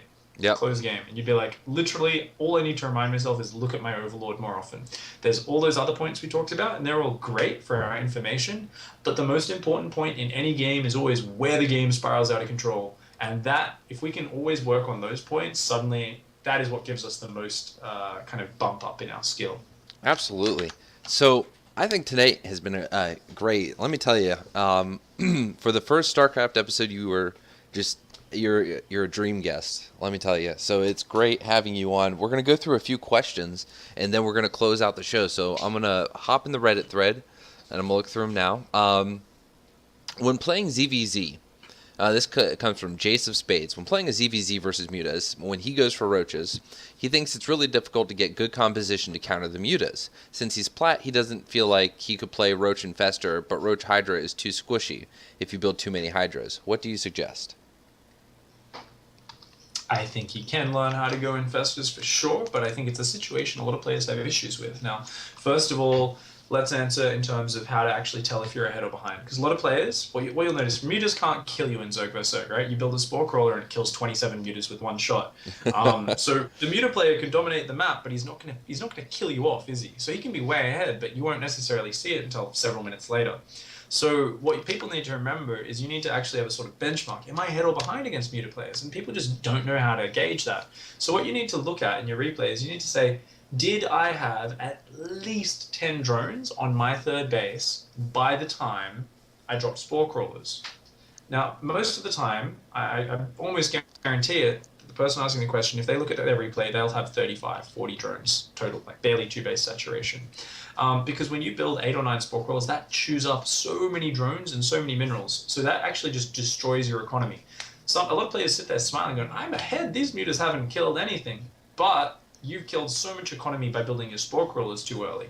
So the way to deal with that is to always say you need to have a lot of stuff. You need to have a lot of drones out on time. So one approach is obviously you figure out they're going Mutas. You should always oversee a scout when your lair finishes. So you should always have a bit of warning. And you should say, okay, either I'm going to play defensively or aggressively. Sometimes you might not realize it's Mutas until the spires are almost done. You've already got 20 speed roaches out or something like that. And you're like, well, it's a bit too late to play defensive. You know, the Mutas are going to be here. I don't have time to get the drones up. So you choose the aggressive approach. The aggressive approach is you take what roaches you have, you YOLO across that map, and you try to get in there and you try to do as much econ damage as possible. The Zerglings can't put up a lot of fight. At the very least, you'll force a shit ton of spines and maybe snipe the third base. So if you look at the natural, there's like 10 spines. You're like, okay, just kill the third and get out of here. You might lose all the roaches, but you've forced enough drones into spines to equalize it, right? And you don't put spores down behind this. The Mutas have to defend your roaches because roaches are going to kill their base a lot faster than Mutas are going to kill yours. So even if they go for the base trade, you can react with spores and you'll save at least one base, whereas they're going to lose all of their bases. So this is how it balances out. A lot of players just feel nervous about Mutas. As soon as they see a spire a third of the way down, they drop spores. So with those roaches, you focus number 1 drones, number 2 queens, number 3 hatcheries, or number 3 tech. So if you can focus the spire down, that's great. And number 4 hatcheries. The reason you don't just go for hatcheries is guess what? It's 300 minerals and it has 1,500 hit points. Mm-hmm. Guess how many drones are 300 minerals? That is 6 drones. That has 240 hit points. That's a lot. So you're looking at that being one. You know that goes into that 6 times. So you're looking at being for hit points 6 times more efficient. And that's not even factoring in the armor of the hatchery. So basically, going for drones is always the best. I'm trying to split your roaches up doing that. That's always great. Alternatively, if you're like you scouted early, you say I don't really want to go for the roach attack. Maybe I'm not good with aggression, or I feel it's a bit of a gamble if they're well prepared. You just drone up. You have like maybe 5 roaches in your third, 5 roaches in your natural. You just build enough spores to cover everything. You add 3 or 4 extra queens, so those queens can roam between bases. There's always going to be like one spot where the mutas can be out of range of the spore and maybe hit an extractor or something. But you got those queens, they can come and kind of chase the mutas off and give them a hard time. And generally, you do want to go infestors, but you can do hydras. You need to play more aggressively with hydras. You need to get across the map, pushing them. Some players like to do this fancy thing where they mix in like 6 to 8 slow banelings with their roach hydra. And the idea is those slow banelings are specifically microed to try and intercept enemy speed beams coming in. That shit's fancy as all hell. So honestly, I'd just try Roach Hydra and just try to hit the timings well, position well, have your Hydras pre-spread. Like as soon as you get anywhere near your opponent's territory, always make sure you've got a Roach split off to make sure they're not flanking, and just pre-spread like a madman. Often they'll still clear up all your Hydras, but the moment that happens, your Roaches try and split in. Maybe you'll do enough econ damage, maybe you'll break them. So who knows, maybe at the level you're at, you will be able to just break them with Roach Hydra by having a cleaner opening that I was talking about, an earlier reaction that's better. Alternatively, what you want to be looking at is just saying, let's get Infestors and let's get used to using Infestors. Using any spellcaster unit, you need to just use the unit a lot, maybe hop into a micro practice thing, get used to having them on a separate hotkey, get used to aiming their spell. If you have a lot of lag, it takes a little bit of adjustment, but you can always get used to it. It's just a matter of just use that spell. Don't think about Burrow Harass, don't think about Infested Terrans. You think of that unit as a fungaler. If you think of a Viper as an abductor as well, that's another great way to make sure you always use your Vipers well. When you're first learning Vipers, you say, you're an abductor. No blinding cloud, nothing else. You're an abductor, that's all you do. Otherwise, players they get a bit iffy about, do I cast this spell, do I cast that spell? They start overthinking it. What you really need to learn is the muscle memory more than anything else. We're not talking about decision making here, we're talking about basic mechanical micro decisions. Awesome, man. Oh, I don't think you can get a better explanation than that. With all these questions that we have, I'm actually going to have him answer these offline. We're going to do one more, but the rest will be answered offline, and then I'm actually putting up together my website. So with each post of each player's game or their coaching session, we're also going to have the Q&A along with it, so you can get all the questions answered. Because a lot of great questions, and he's got a lot of great knowledge. And 1 second. One more question. And also, I'm linking the thread again in chat. So if you want questions answered, you can go ahead and ask them still. And we'll try to get as many done as we can offline. Last question is, with the possible change to swarm hosts and HOTS, them going to their Legacy of the Void, what they basically taking the Legacy of the Void changes, putting them now in HOTS for the most part with a few tweaks, I believe. How do you think Zerg players will play to deal with Protoss? Do you think there will be more muta play or more early pushes and all-ins? Sorry, say again, which matchup? So this is ZvP with the new swarm host changes. Yeah. It's really interesting, isn't it? Because it's such an issue which I agree with. I love the swarm host change. I think it's fantastic, but obviously what everyone's worried about is the weak points in late game, and are Blizzard willing to put in enough other changes besides just the Raven and Swarmhost one to make things like ZvP not end up in stalemates too much and so on? Are they willing to make the bases more exposed perhaps for Protoss so Zerg can actually engage without dying to 2 force fields and an Nexus cannon, which on some maps it's very hard to attack into 3 base. Obviously Dreampool was the worst at that. The current maps seem a bit better at it, but I think that it's going to be very, very odd. I think we are going to see more older styles cycling back mutas and so on. And I think what is going to be really interesting is that these very, very defensive Protoss positions, like if the Protoss gets in that sort of position, I think they are going to be punished more for it. People are like, but swarm hosts, like they're not going to be as good anymore. Like you can't have as a core part of your army. I still think with a muta build or even any build, you can still get 6 swarm hosts out and just like run over there and just mess shit up because they're going to be so much more mobile now. Swarm host drops would even be friggin' viable in like ridiculous situations, because the whole point is you don't need to burrow them. You just cast the spell, you run up. They're just as fast off creep now as they used to be on creep, I believe. And the locusts can jump cliffs. They can also avoid units that can't attack ground. They can fly right over siege tanks and then land on them. So you're going to see a lot more cool ways they can do that. Even against Protoss players, maybe you just fly into their army and then just land on the Colossus and actually snipe your Colossus off, because all it's shooting you is the Stalkers, right? So I think even though these units aren't going to be as much of a core part of it, you're going to be able to have these cool squads which punish a person just sitting there and basically playing a very boring static style. And that's really what the changes are all about, right? More active stuff. So I do think we'll see more mutas coming back. And just generally, even before the changes, I just think mutas are a good unit. And I think as they've been out of style for a month or 2 now, maybe a bit longer, I think they will start just coming back more often. I think we've hit a nice point with the strategy cycle, but I think the Swarm Moose is still going to be very, very common. I think it's almost going to be like a must-have unit, and it's really going to fulfill the role it used to have. Like, I'm pretty sure they said it was meant to be for breaking stalemates originally, and instead it created stalemates. Like, so if they can get it back on track with what they wanted the unit to be, I'm going to be a really, really happy guy. Awesome. Hey, well, that's going to wrap us up. Ladies and gentlemen, thank you all for coming, and thanks most of all to you, Pig, for coming and being on the show, giving an amazing amount of knowledge. Just absolutely, I'm ecstatic. I can't wait to cut this up and put it out there. Again, I'm linking the Reddit thread. I'll talk with Pig after this to have him write up some answers to your questions, and then we will post those with the video. A link to those answers will be posted on the website once that's up. So that might be a little delayed, but when I make the Reddit thread to announce the video, I'm sorry, actually with each, because I don't want to, spam Reddit. So I'll actually do it with the next week. I'll say, here's the previous week's, and give you, his answers to the questions in that thread. But so this is the end of every esports Twitch broadcasted show. Where can they find you? Where can they talk to you? Where can they watch you?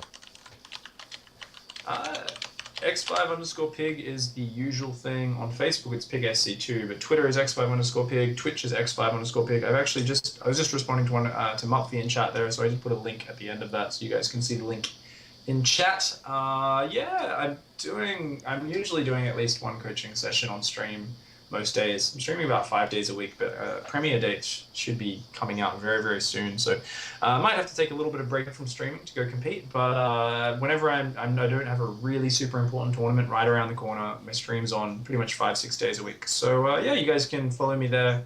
You can always tweet me questions or anything like that, and that's cool. No worries. Thanks heaps for having me on. Thanks to Exile5 and NVIDIA sponsors, as well as my private stream sponsors. You guys can see there. Thanks, Lycan. Thanks for being awesome and continuing to become the content god. I'm trying. With me just a little bit, you can follow me on Twitter at LycanGTV. Obviously know where this is. I don't have any great, streaming rewards I don't have any great, rewards for subbing to this, but if you want to sub, I don't have a donate button, but I do have the sub button. I have Lycan Dex, which is my dog dressed as a Terran. And I have, I can't even remember what my other one is. My Lycan Pizza, maybe? Oh, no, maybe Drone. I can't even remember my own things because I don't use them. Nope. Let me, look at that. Fail. Oh, Lycan GP for Gosu Pizza. Okay. So that's a Zergling eating a piece of pizza. Anyway, I'm going to get better ones. As soon as we get the next sub thing, we'll have a really good one. Maybe the Destiny Drone from the late game intro. Either way, Pig, you're amazing. Chat, you're amazing. Thank you for participating. And we'll see you guys next week. Oh, tweet who you want. If you know someone you want, tweet them. Say, hey, we want to see you on @LycanGTV show. And we'll get them. It's a paid position, so just let your favorite pros know. And have a good night.